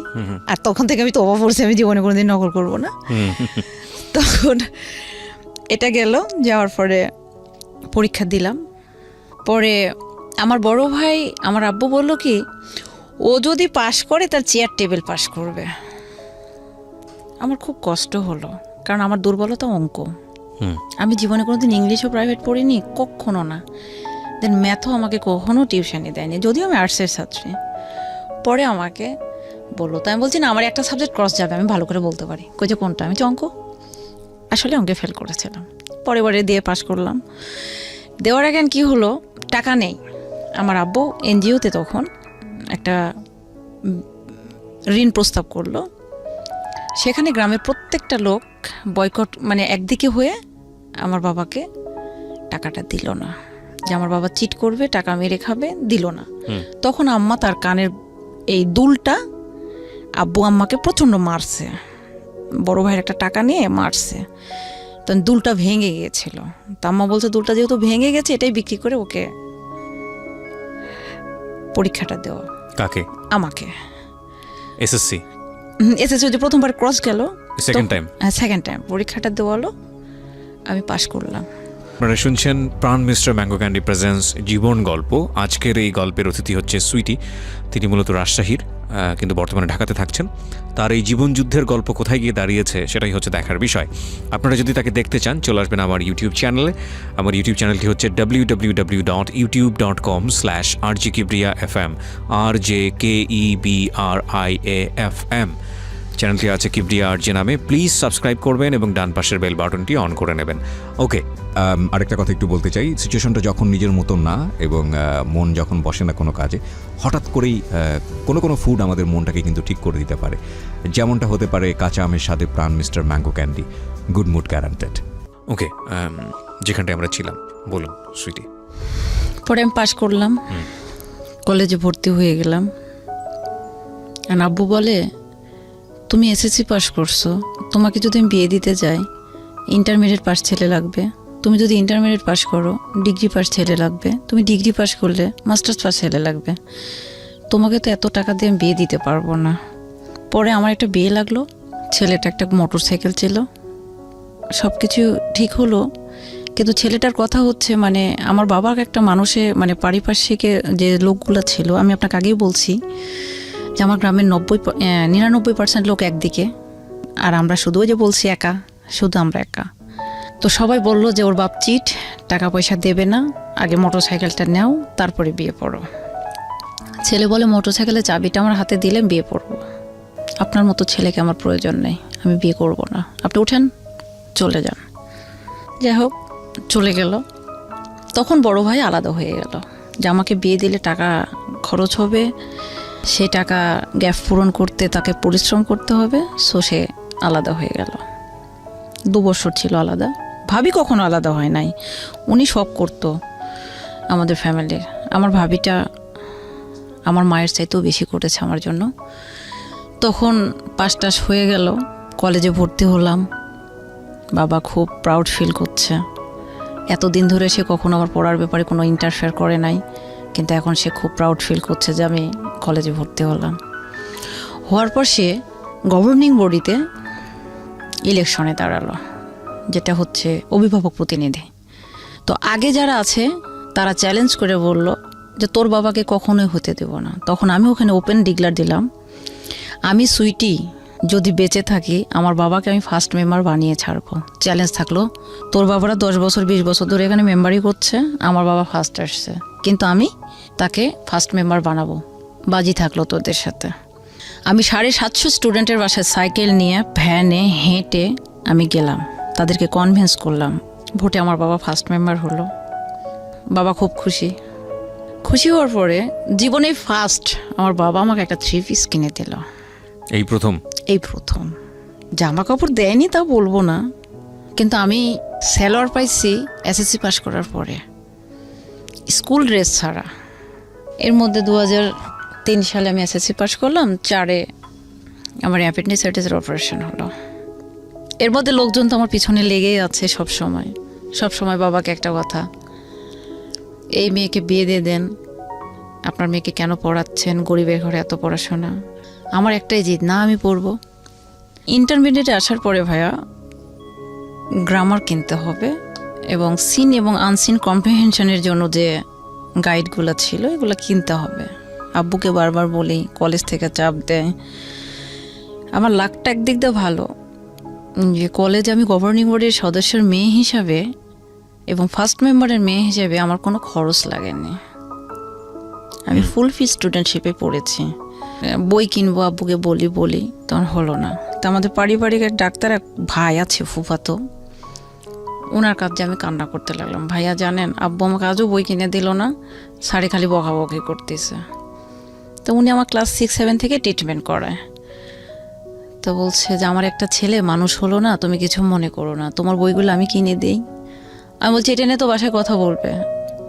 পরে উনি আমাকে বইটা কিনে দিলেন।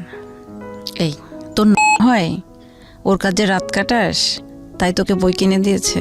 আমি বলছি দেখো আমার বই লাগবে, উনি তো আমার বড় ভাই, তোমাদের আত্মীয়, তো উনি আমাকে বই কিনে দিয়েছে আমাকে পড়ার জন্য, ওনার তো খারাপ উদ্দেশ্য নাই। তারপরে উনি আমাকে বই কিনে দিল, আমি পরীক্ষা দিলাম, ইন্টারমিডিয়েট পাসও করলাম। করার পরে আমার খুব স্বপ্ন ভাইয়া যে আমি বাহিরে থাকবো, পড়াশোনা করব। এখানে যখন ইন্টারমিডিয়েট আমি পরীক্ষা দিলাম, দেওয়ার পরে একটা ছেলে আমাদের ওইখানে একটা কোচিং সেন্টার গেল। আমার ছোটোবেলার থেকে 2টা স্বপ্ন ছিল, একটা হচ্ছে আমি কম্পিউটারে খুব ফাস্ট হব, টাইপিংয়ে, মানে কম্পিউটারে কাজটা শিখবো, দর্জি কাজটা শিখবো। তো ওখানে কম্পিউটারটা কোচিং সেন্টার গেল, যেহেতু মফস্বল এলাকা, পৌরসভার মধ্যে, আমাদের বাসাটা পৌরসভার বাইরে গেল, সেটা হচ্ছে ঢাকার আপনার নবাবগঞ্জের একটা গেল। তো ওনারা খুললো, ওখানে আমি ভর্তি হলাম, ক্লাস করলাম। উনি আমাকে, একটা ছেলে ছিল খুব সুন্দর, আমাকে পছন্দ করতো। তা আমি বোরখা পরতাম, উনি শুধু আমার চোখগুলো দেখতে পেত, খুব পছন্দ করতো। কিন্তু ছেলেটা খুবই ভালো ছিল, আমি এটা বলবো না যে সব ছেলেই খারাপ, খুব ভালো ছিল। কিন্তু ছেলেটা আমাকে বলেছিল যে আমি তোমাকে বিয়ে করব এবং আমি তোমার কাছে আসব। তা আমি বলছি যে আমার বাবা মা তো কখনোই দেবে না, আপনি এটা অযথায় এইগুলো করেন না। তো ছেলেটা চিঠি দিত, আমার ওই ফুফাতো ভাইয়ের ফোনে কল করতো, যে ডাক্তারের কাছে কল করতো, মালয়েশিয়াতে গেল। কিন্তু ওই ছেলেটা কল দিয়েছিল আব্বুর ফোনে। একদিন বড় ভাইয়ের কাছে কল দিয়েছে, ফুফাতো ভাইটার কাছে কল দিয়েছে, বলছে যে এখন তো আমার কাছে ফোন দিয়ে লাভ নেই, ওর আব্বু ফোন কিনছে। আব্বু মানে 2005 সালে ফোন কেনে। তো আপনি ওর আব্বুর সাথে কথা বলেন, ফোন দেন। তো ফোন দিয়েছে, কথা বলে না, আব্বু ফোন ধরলে কথা বলে না। তো আব্বু বলছে তুমি একটু ফোনটা ধরো। তো আমি ধরছি, তখন ফোনটা রেখে, মানে ধরার পর আমি বলছি হ্যালো কে বলছেন? তো বলছে যে আমি সুমন বলছি। তখন তো আমার হাত পা কাঁপা শুরু হয়ে গেছে ভাইয়া, কারণ এমনি তো আমি মারপিট খেতে খেতে আমার অবস্থা খারাপ, এই ফোন, তারপর একটা ছেলে মানুষের, যে জায়গাতে আমি ঘুম থেকে উঠলে সকালবেলা আমার পা থেকে মাথা পর্যন্ত মানে বাইনোকুলার দিয়ে মানে চেক করার মতো করে আমাকে, আর সেই মানুষ অন্য একটা ছেলে ফোন দিয়েছে, আমার কাঁপাকাঁপি শুরু হয়ে গেছে। আব্বা বলছে কি, আমি চাপবো, আমি তো চিনি না, মিথ্যা কথা বলছি। আমি মিথ্যা কথা বলতে পারি না ভাইয়া। তারপরে বললাম, ওই ছেলেটা একদিন ফোন দিয়েছে ভাই আমাকে, বাসায় নিয়ে এসে বড় আপা, দুলা ভাই, বড় ভাই, মেজো ভাই, আম্মা, আব্বা, বাড়ির চারিদিকে ঠিক এইরকম চারিদিকে সবাই দাঁড়া আছে উঠানের মধ্যে, আমাকে ফোন দেয়, বলছে তুমি কথা বলো। আমি বলছি যে আপনি কেন ফোন দিয়েছেন? বলতেছে কি, সুরি তুমি আমার চিনতে পারতাছো না? তা আমি বলছি ভাইয়া আমাকে ফোন দিয়েন না, হ্যাঁ আমি কথা মানে বুঝতে তো পারতেছেন যে আমার সিচুয়েশনটা কি হয়েছে ওই জায়গায়, কারণ সবাই তো দাঁড়ায় আছে। সেই মার ওই ছেলেকে তো সেই পরিমাণ বকাবকি করলো, আমাকে মারতে মারতে মারতে মারতে এমন কে একটা মারলো আপনাকে? মা, বড় ভাই, আব্বু সবাই মারার পরে আমাকে। একটু আমি আবার ইন্টারাপ্ট করছি, এই ছেলেটা আসলে কে ছিল? আপনি বলেছেন হয়তো। ছেলেটা ওর যে কোচিং সেন্টারে, কোচিং সেন্টারে কে এটা? মানে আপনার পরিচিত? আমার কলেজ? টিচার। টিচার, আচ্ছা উনি তো চলে গেছেন নবাবগঞ্জে, আচ্ছা। ঢাকার নবাবগঞ্জে মানে এর চলে সঙ্গে তো গেছে। আপনার আলটিমেটলি আমার কোনো সম্পর্কই না না ছিল না। দিয়ে নেই, আবার তার সাথে যে একটা প্রেম প্রীতি ভালোবাসা এরকম কিন্তু না। জাস্ট একটা হাই হ্যালো। হ্যাঁ হ্যালো, বা ও আমাকে পছন্দ করতো, আমাকে ভালো লাগতো, কিন্তু এমন কোনোদিন কোনো কিছু ওনার সঙ্গে আমার আলোচনা হয়নি। যা মন না তাই বলে আব্বু বকাবকি করলো। তাই আমি বললাম যে আব্বু ওনার তো মা নেই, মানে গল্প করছে, আব্বু ওনার মাকে তুলে বকা দিয়েন না, মৃত ব্যক্তিকে বকা দিলে এটা তো গুনাহ। কারণ আমি খুব ভয় পাই ভাই, আমি ধর্মভীরু, আমি 5 ওয়াক্ত নামাজ পড়ি, কোরআন পড়ি, তাই আমি নিষেধ করলাম। তারপরে আবার আব্বু বলতেছে পিরিত তোমার লাগে, তুমি এই করো সেই করো, তুমি কোচিং সেন্টারের নাম হলে তুমি যে তাদের বিছানাই করো। ছেলেটাকে প্রচণ্ড আকার বকাবকি করলো এবং বললো যে তোর যদি সাহস থাকে আমার কাছে সামনে এসে দাঁড়া, মানে যা মুখ না তাই বলে বোকা দিল। দেওয়ার পরে ডেফিনেটলি একটা বাবা কখনোই চাবে না তার মেয়ে খারাপ দিকে যাক, এই হিসেবে সে বকাবকি করলো। আমি তাকে নিষেধ করার পর শুনলো না। পরে ওনারা আমাকে আমার রুমেই থাকতো কীটনাশকের ইয়েগুলো, কারণ জমিতে তো আমিও কীটনাশক দিতাম, তো রুমে ছিল, দিল একটা দড়ি দিল, দিয়ে বাইরে থেকে রুমের তালা দিল, যে সকালবেলা যেন তোর মোড়া মুখটা দেখি। মানে কি করেছে আপনাকে? মারছে, হ্যাঁ। মারার পর বলছে তোর মতো মেয়ের দরকার নেই। দড়িও দিয়ে দিয়েছে, ফাঁসি একটা না? দড়ি দিয়েছে এবং বিষের বোতল দিয়ে বলছে যে তুই আত্মহত্যা করবি, সকালবেলা যেন তোর মোড়া মুখটা দেখি। এই বলে বাহিরে আমাকে ভেতরে ঢুকিয়ে দিয়ে বাইরে থেকে ওরা তালা দিয়ে দিল, পুরো ফ্যামিলি। তখন আমি ডাইরেক্ট বলে দিলাম, ওই রুমের ভিতর থেকে আমি জানালা খুলে খালি একটা কথা বললাম যে মোবাইল, আপনি যে মোবাইলে একটা কল আসে না, আমি কোনো সম্পর্ক করি না, আমার মতো নিট অ্যান্ড ক্লিন কোনো মেয়ে আপনি পাবেন না। আমি পরিবারের সম্মানের কথা চিন্তা করে আমার পুরো, আমি সবার ছোট, সবাই আমার রেসপেক্টেবল পারসন, আমি সবাইকে অনার করি। আমার পরিবারের সম্মান যাক, আপনাদের সম্মান যাক, বা আমি কারো কাছে কালার হই, এইরকমটা ভাবি না বলে আমার পিছনে হাজার হাজার ছেলে রাস্তাঘাটে নাম লেখে, গড়াগড়ি পারে, আপনার বাসায় এসে অন্বেষণ করে। বাবা, শুধু ছেলে না, ছেলের বাবা এসে অন্বেষণ করে। তবু আমি সুইটি কোনো দিন কোনো ছেলেকে বলিনি যে আমি তোমাকে ভালোবাসি। তারপরও যখন আপনারা আমাকে সিম্পলি একটা ব্যাপার নেয়া, আপনি নর্মালি আমাকে বুঝায় বলতে পারতেন। আর আমি তো ঢাকা চিনি না, আমি তো কখনো ঢাকা যাইনি। আর এটা কি পসিবল আমার পক্ষে? যে জায়গাতে আমি 2 কিলো রাস্তা আপনি আমাকে মোটরসাইকেল দিয়ে আসেন, মোটরসাইকেল দিয়ে নিয়ে আসেন, এই ক্ষেত্রে আমি কিভাবে একটা ছেলের সাথে সম্পর্ক করতে হবে? তাই এতটুকু একটা সিম্পলি ব্যাপার নিয়ে আপনি এত কিছু করলেন। ঠিক আছে, আমি মোবাইল কিনবো এবং আমি ছেলের সঙ্গে কথা বলবো, পারলে আপনি ঠেকাবেন, মরবো ইম্পসিবল। মানে আমি তো ওই যে সবার মুখে মুখে কথা বলতাম। শুয়ে পড়লাম। পরের দিন ওই যে ডাক্তার ভাই গেলাম, ভাইয়া আমাকে টাকা দেন তো। কি করবা? আমি কক্সবাজার বেড়াতে যাব। আব্বুরের মধ্যে ওর কক্সবাজার যাচ্ছে, তো ভাই আবার আমাকে 3000 টাকা দিল। আর এই যে আমার বিয়ের জন্য দেখতে আসছিল, দেখতে আসলে তো টাকা দেয়, দিয়েছে 500 টাকা, তাহলে হলো 300 টাকা, 3000 টাকা। গেলাম 2006 সালে কক্সবাজারে আব্বুদের সঙ্গে। আব্বু বলতে আমার ফুফাতো দুলা ভাইয়ের হচ্ছে একটা কোম্পানি আছে, ওদের ওই কোম্পানির গাড়ি যায়, 44-45 জন লোক যায়।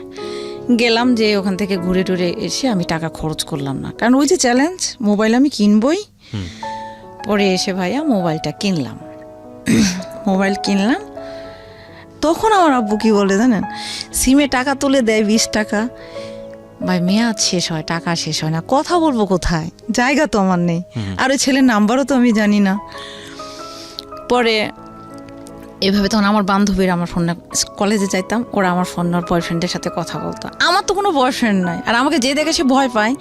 আমি কলেজের মধ্যে ঢুকছি, আসসালামু আলাইকুম আপু, সাইড দিচ্ছে, আসসালামু আলাইকুম আপু, সাইড দিচ্ছে। মানে আমি এতটাই ছিলাম যে প্রেমের কথা আমার কাছে কেউ বলা মতো থাপ্পড়, এরকম ছিলাম, খুব ডেসপারেট। তখন এরকম যে ওরা কথা বলতো, আমি কিছু বলতাম, ওই যে এই শোন তোদের বয়ফ্রেন্ডদেরকে বলে দিস রাত্রে যেন ফোন দেয় না, কারণ আমি ফোনে কিন্তু রিংটোন মানে ভাইব্রেশন কিংবা সাইলেন্ট আমি করতে পারি না। রিং বাজলে আব্বুর রুম থেকে শুনতে পারলে কিন্তু আমার পিটনি মাপ যাবে না।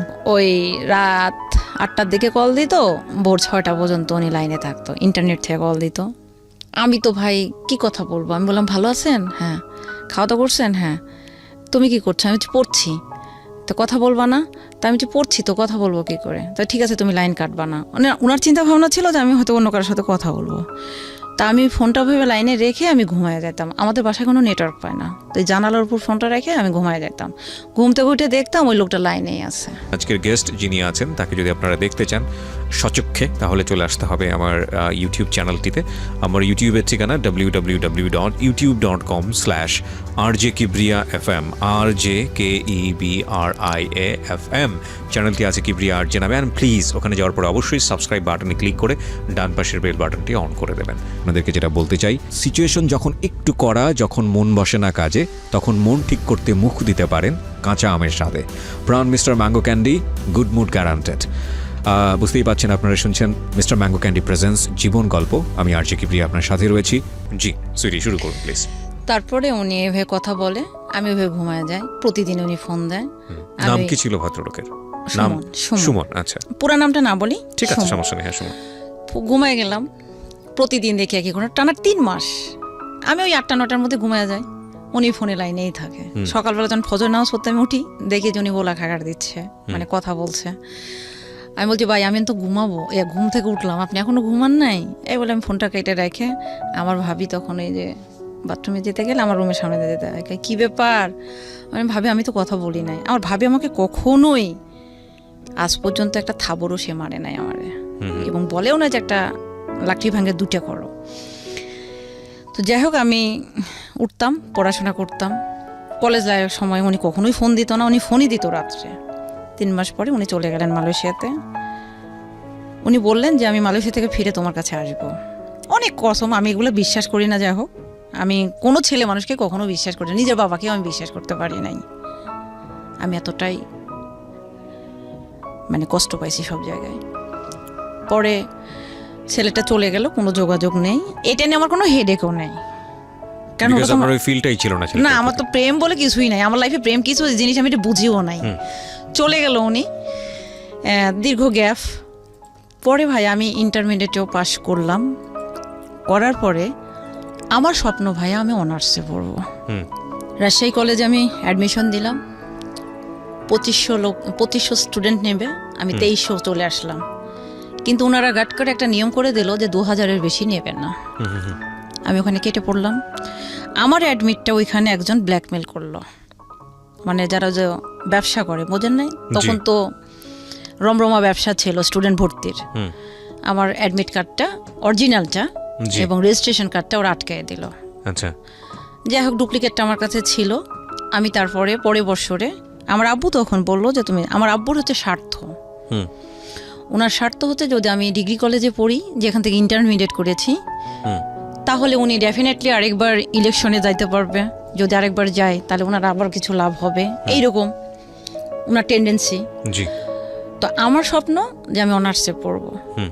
পরে আমি তো কোনো মতেই ভর্তি হব না। তখন সবাই বলল, আমার প্রিন্সিপাল স্যার গেলেন, হুম। আল্লাহ ওনাকে বেহেশতে নসিব করি, উনি আমাকে যথেষ্টই হেল্প করেছেন। ওনার লেখা একটা বই আমার কাছে আছে। আমার প্রিন্সিপাল এবং অল কলেজের যত টিচার ছিলেন সবাই আমার বাসায় গিয়েছে।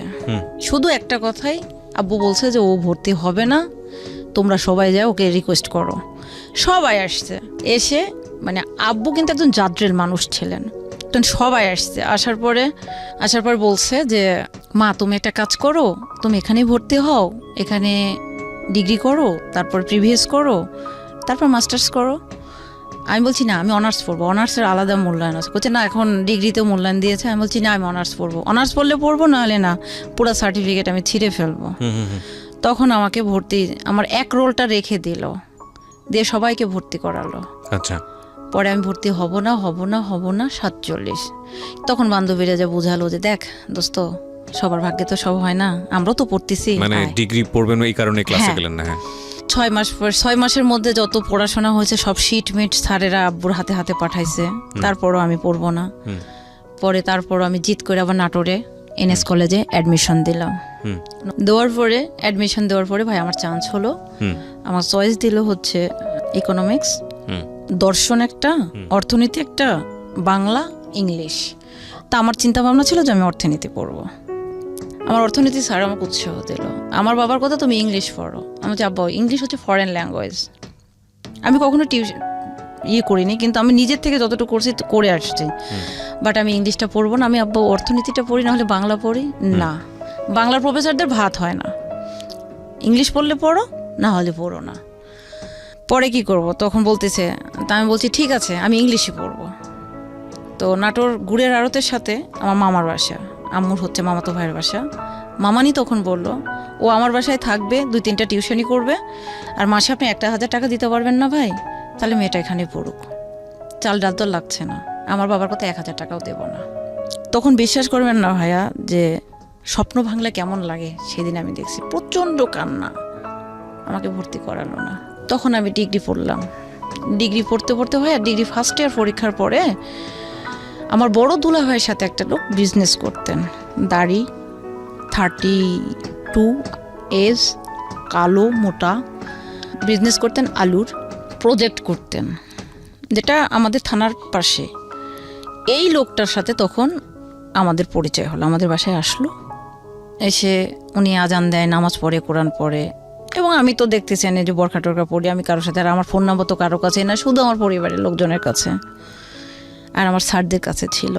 আমার আব্বু প্রত্যেকটা ক্লাসে আমাকে ফোন দিত যে আমি ক্লাসে আছি কি না, আমি ফোন না ধরলে স্যারকে ফোন দিত যে পাগলি কি ক্লাসে আছে। কলেজে প্রত্যেকটা স্যার আমাকে পাগলি ডাকতো, মানে খুব দুষ্টু, সাইকেল নিয়ে চলে যেতাম কলেজের মধ্যে, স্যারের সাইকেল নিয়ে চলে গেছি, স্যারের মোটর সাইকেল নিয়ে চলে গেছি, এরকম।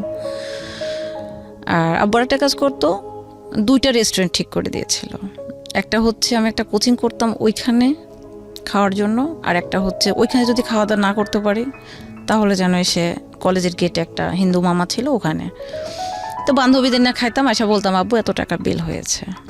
তো আব্বু আমাকে 10 টাকা দিলে আম্মু শুধু ঝগড়া করতো, তুমি ওকে টাকা দাও কেন, মানে আম্মা সবসময় কেমন যেন, আমি সবসময় বলতাম আম্মা তুমি কি আমার নিজের মা, আর মারতো।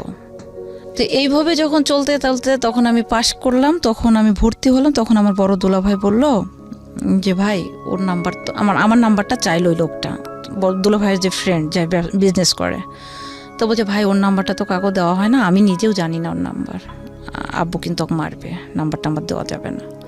যাই হোক দুলা ভাই বলতেছে আরে লোকটা তো নামাজি, নাম্বারটা দাও। উনি তো আমার ফোন দিত, কেমন আছেন আপু, এসে উনি আমার বিয়ে লাগালো, বিয়ে ভেঙে গেল, এই যে দাঁতটা উঁচু তাই বিয়ে ভেঙে গেল। যাই হোক লোকটা চলে গেল, ওই লোকটা ফোন টোন দিত। হঠাৎ একদিন লোকটা আমাকে বলতেছে আপনার দুলাভাই তো অসুস্থ, আপনাকে যেতে বলছে, কলেজের গেটে এসে বলছে। তা আমি বলছি যে দুলাভাই তো ফোন নাই, তাই আমি বলছি তাহলে দুলাভাই অসুস্থ আমি কিভাবে জানবো, আমি যাবো না, আমি বাসায় যেতে হবে। বলছে চলেন, যাই দেখি ভাইয়া উনি পুরা লোকজন নিয়ে মানে আমাকে বিয়ে করবে। এই ব্যবসায়ী লোকটা, আলুর ব্যবসায়ী লোকটা, সে কিন্তু বিবাহিত, 2 বাচ্চার বাবা। আচ্ছা। তখন আমাকে ওখানে ভাইয়া বলতে গেলে অস্ত্রের মুখে ধরে আমাকে ওনারাই বিয়ে করালো।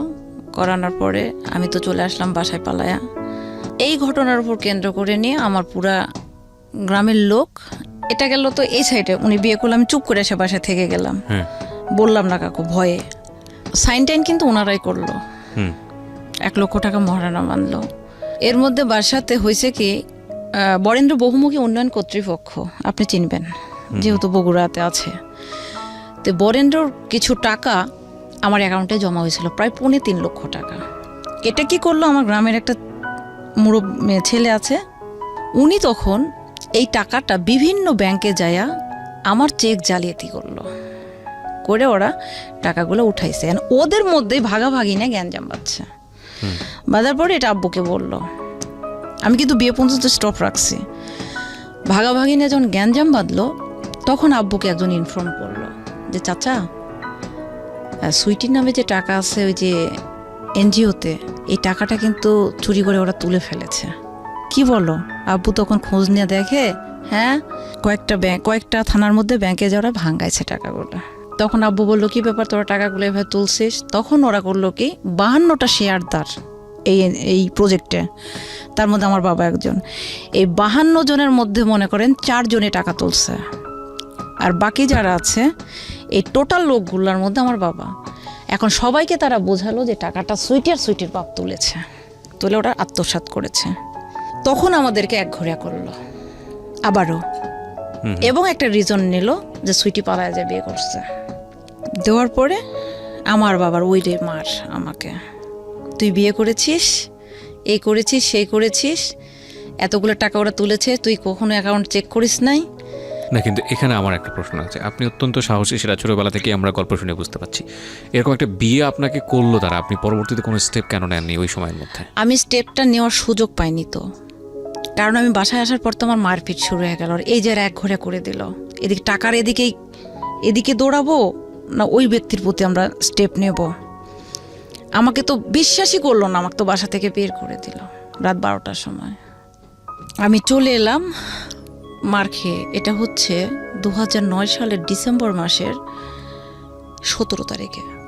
তখন আমার পাশের বাড়ি এক ভাইয়া বলল, যেটাই হোক, সত্য মিথ্যা জানি না, নিজের জীবনটা নষ্ট করিস না, পড়াশোনাটা করিস। আমার মা আমাকে বাধা দিল, কিন্তু আমার ভাই, 2 ভাইকে আমি পিটাইলাম, পিটাই কপালটা ফাটাইছিলাম দুজনারই, ইট দিয়ে বাড়ি দেয়া। মানে বাবা আমাকে এত বেশি ভালোবাসে, বাবা এই পরিমাণ মারলো এবং গলাতে যখন গামছা দিল, আমার এই জায়গাতে দাগটা অন্তত 6 মাস মেলাইছিল না, এবং জিভ আমার বের হয়ে আসছিল। বড় ভাই কোনো রকমে আমাকে বাঁচায় দিল। পরে 6টা 3 পিস, একটা সাইড ব্যাগ, ঠিক এতটুকু একটা ছোট সাইড ব্যাগ, আর 14টা বই নিয়ে আমি বাসা থেকে বের হয়ে চলে গেলাম। কোথায় গেলাম? খালার বাসায়, মেজো খালার বাসায়। 23 দিন থাকলাম। আমার খালু একটা মেয়ের সাথে অকারেন্স করার ফলে আমার খালাতো ভাই ধরছে, যার ফলে রাগ আছে, আমার সাথে আর কথা বললো না। 23 দিন থাকলাম, 23টা কথা বললো না। আমার খালাতো বোন, যাকে আমি কোলে পিঠে করে মানুষ করলাম, সে আমাকে বলে কি, এত ভালো হলে বাবার বাড়ির জায়গা হয় না? আর আমার খালাতো ভাই, যে কোনোদিন আমার চোখের উপর চোখ তুলে একটা কথা বলেনি, সে আবার বলতেছে যে যত সব জঙ্গল এসে আমাদের বাসায় জমে। 23 দিন আমার লাইফে ভাই, এই পর্যন্ত আমি 23 দিনের মধ্যে 22 দিন প্রাইভেট পড়ছিলাম এক বড় ভাইয়ের কাছে। আমার ভাবির বাবার বাসার সাথে বাসা, খালার বাসা থেকে। কিন্তু সবাই বলে, কি রে, তোর বাসা এখানে, তুই এখানে প্রাইভেট পড়তে আসিস, তুই উল্টা মুখে আসিস কেন? আমি বলছি, আরে বাসায় একটু ঝামেলা, আমি ওখান থেকে আসি, বলি না কাউরে। এদিকে কলেজ, স্কুল, বন্ধু বান্ধব সবাই আমাকে ছিছি। আমি বাসায় ঢুকলে আমার বাবা থুথু ফেলে, আমার মেজো ভাই থুথু ফেলে। তো ওই লোকটার কি হলো, যাকে বিয়ে করলেন? লোকটাকে নারী ও শিশু নির্যাতনের কেস দেওয়া হলো ওই সময়। হ্যাঁ, লোকটা 2 বছরের কারাদণ্ড হলো। পরে যাই হোক আপিল করে বের হয়ে আসছে। তারপরে আমি 23 দিন ওখানে পড়ার পরে চলে আসলাম ওই ভাইয়াকে টাকা টুকি দিয়ে। আমাকে তো তখন উনি বললো, মানে সবাই আমাকে দেখে ছিছি পুরো এলাকায়, কারণ আমার বাবাকে এক নামে সবাই চেনে, সাথে আমাকেও চেনে, যে মেয়েটা সাইকেল চালায়, মেয়েটা তো ভালো, মেয়েটা পড়াশোনা ভালো। সবাই, আমার 5 ফিট 4 ইঞ্চি হাইট, ওজন 48-50, যে দেখে সেই মনে করেন সেই রকম প্রস্তাব করে বা কথাবার্তা, এবং বাজে বাজে কমান্ড আসে।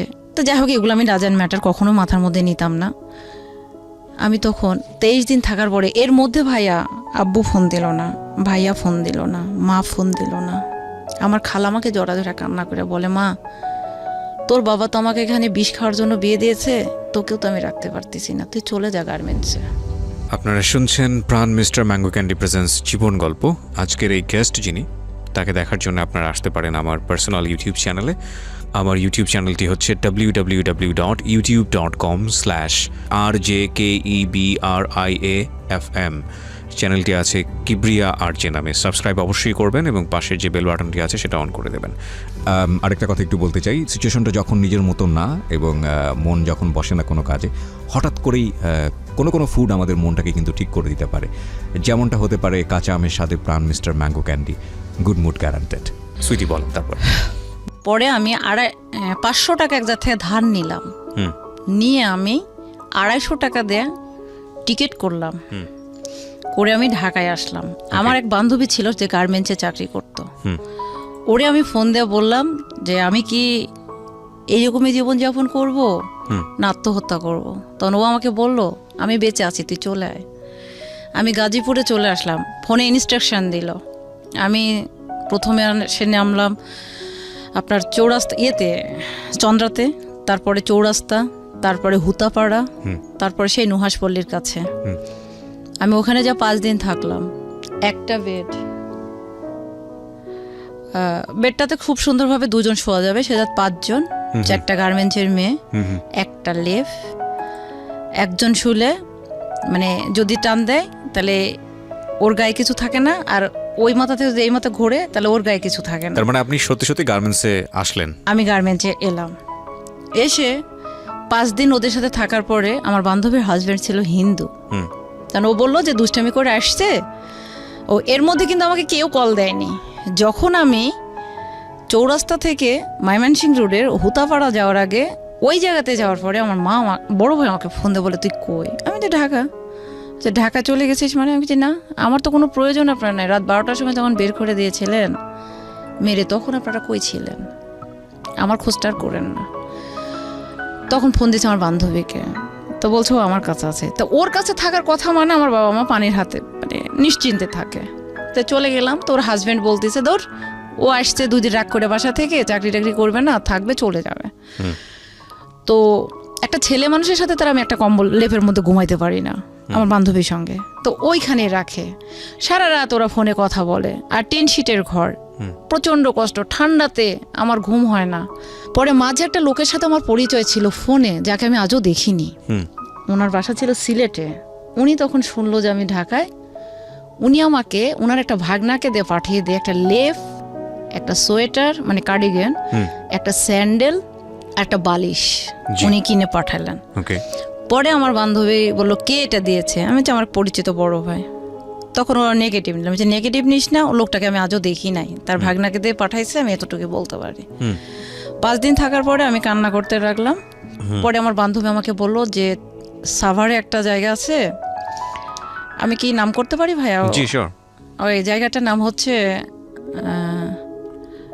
রাজা কংসনারায়ণের বাড়ি মনে হয়। ওই ঠিক আছে, সমস্যা নাই, আপনি যে কোনো একটা জায়গায়। হাই কম্পোজিট নিটওয়্যার এই ফ্যাক্টরিতে আমাকে একটা মহিলা ম্যাটারনিটি লিফে গেল, তার পরিবর্তে ওইখানে আমাকে মানে ওই টাইমটার জন্য কন্ট্রাক্টে গেলাম। তো আমার একটা স্যালারি ধরলো 7,000 8,000, আর যদি শুক্রবারে যাই তাহলে 500 টাকা। আমি যদি ভুল না করে থাকি বিষয়টা এরকম দাঁড়াচ্ছে যে আপনি সত্যি সত্যি গার্মেন্টসে আপনি জয়েন করলেন। আমি গার্মেন্টসে গেলাম এবং তখন হচ্ছে আপনি ডিগ্রিতে পড়ছিলেন, পড়াশোনা ব্রেক, ফার্স্ট ইয়ার কিন্তু পড়ছি। পড়াশোনাটা ব্রেক হয়ে গেল ওই কলেজে, যে কলেজে আপনি পড়তেছিলেন? না, আমি ব্রেক কিন্তু হয়নি, পড়াশোনাটা আমার ওইখানে ফার্স্ট ইয়ার আমি পরীক্ষা দিয়েছি ডিগ্রি। উনি কিন্তু অলরেডি হাজতে, আর এই যে আমার যে জালিয়াতি করলো মহিলা, ওনারা দুজনে কিন্তু হাজতে। কোন মানে যে আপনার টাকা ব্যাংক জালিয়াতি করলো, দুজন মহিলাও মহিলা না, হাজব্যান্ড ওয়াইফ দুজনেই। আচ্ছা, তারপরে কিন্তু আমি ঢাকায় চলে আসলাম। তার মানে বিষয়টা দাঁড়াচ্ছে যে আপনার অ্যাকাউন্ট থেকে যারা চেক জালিয়াতি করেছে তাদেরকেও আপনি হাজতে ভরেছেন। এবং আরেকটা বিষয় হচ্ছে যে আপনার সঙ্গে যে চিট যে করলো, আমাকে হচ্ছে নারী ও শিশু নির্যাতনের মামলাতে, সেও হাজতে আপনার গেল। মানে জোর করে যে বিবাহ করলো সেও তখন হাজতে, এবং ফ্যামিলি থেকে আপনাকে বের করে দেওয়া হলো। আপনি যেটা করলেন, পয়সা টয়সা কিচ্ছু নাই হাতে, জাস্ট 500 টাকা ধার করে নিলাম একজন, ধার করে নিয়ে 23 দিন হচ্ছে খালার বাসায় থাকলেন কোনো রকম। তারপরে ওখান থেকে যখন দেখলেন যে না আপনার খালা আপনাকে রিকোয়েস্ট করছে চলে যাওয়ার জন্য, তখন আপনি সত্যি সত্যিই গার্মেন্টসে এসে চাকরি করা শুরু করলেন। এবং ওই মোমেন্টে আপনি হচ্ছে কোন কলেজের স্টুডেন্ট?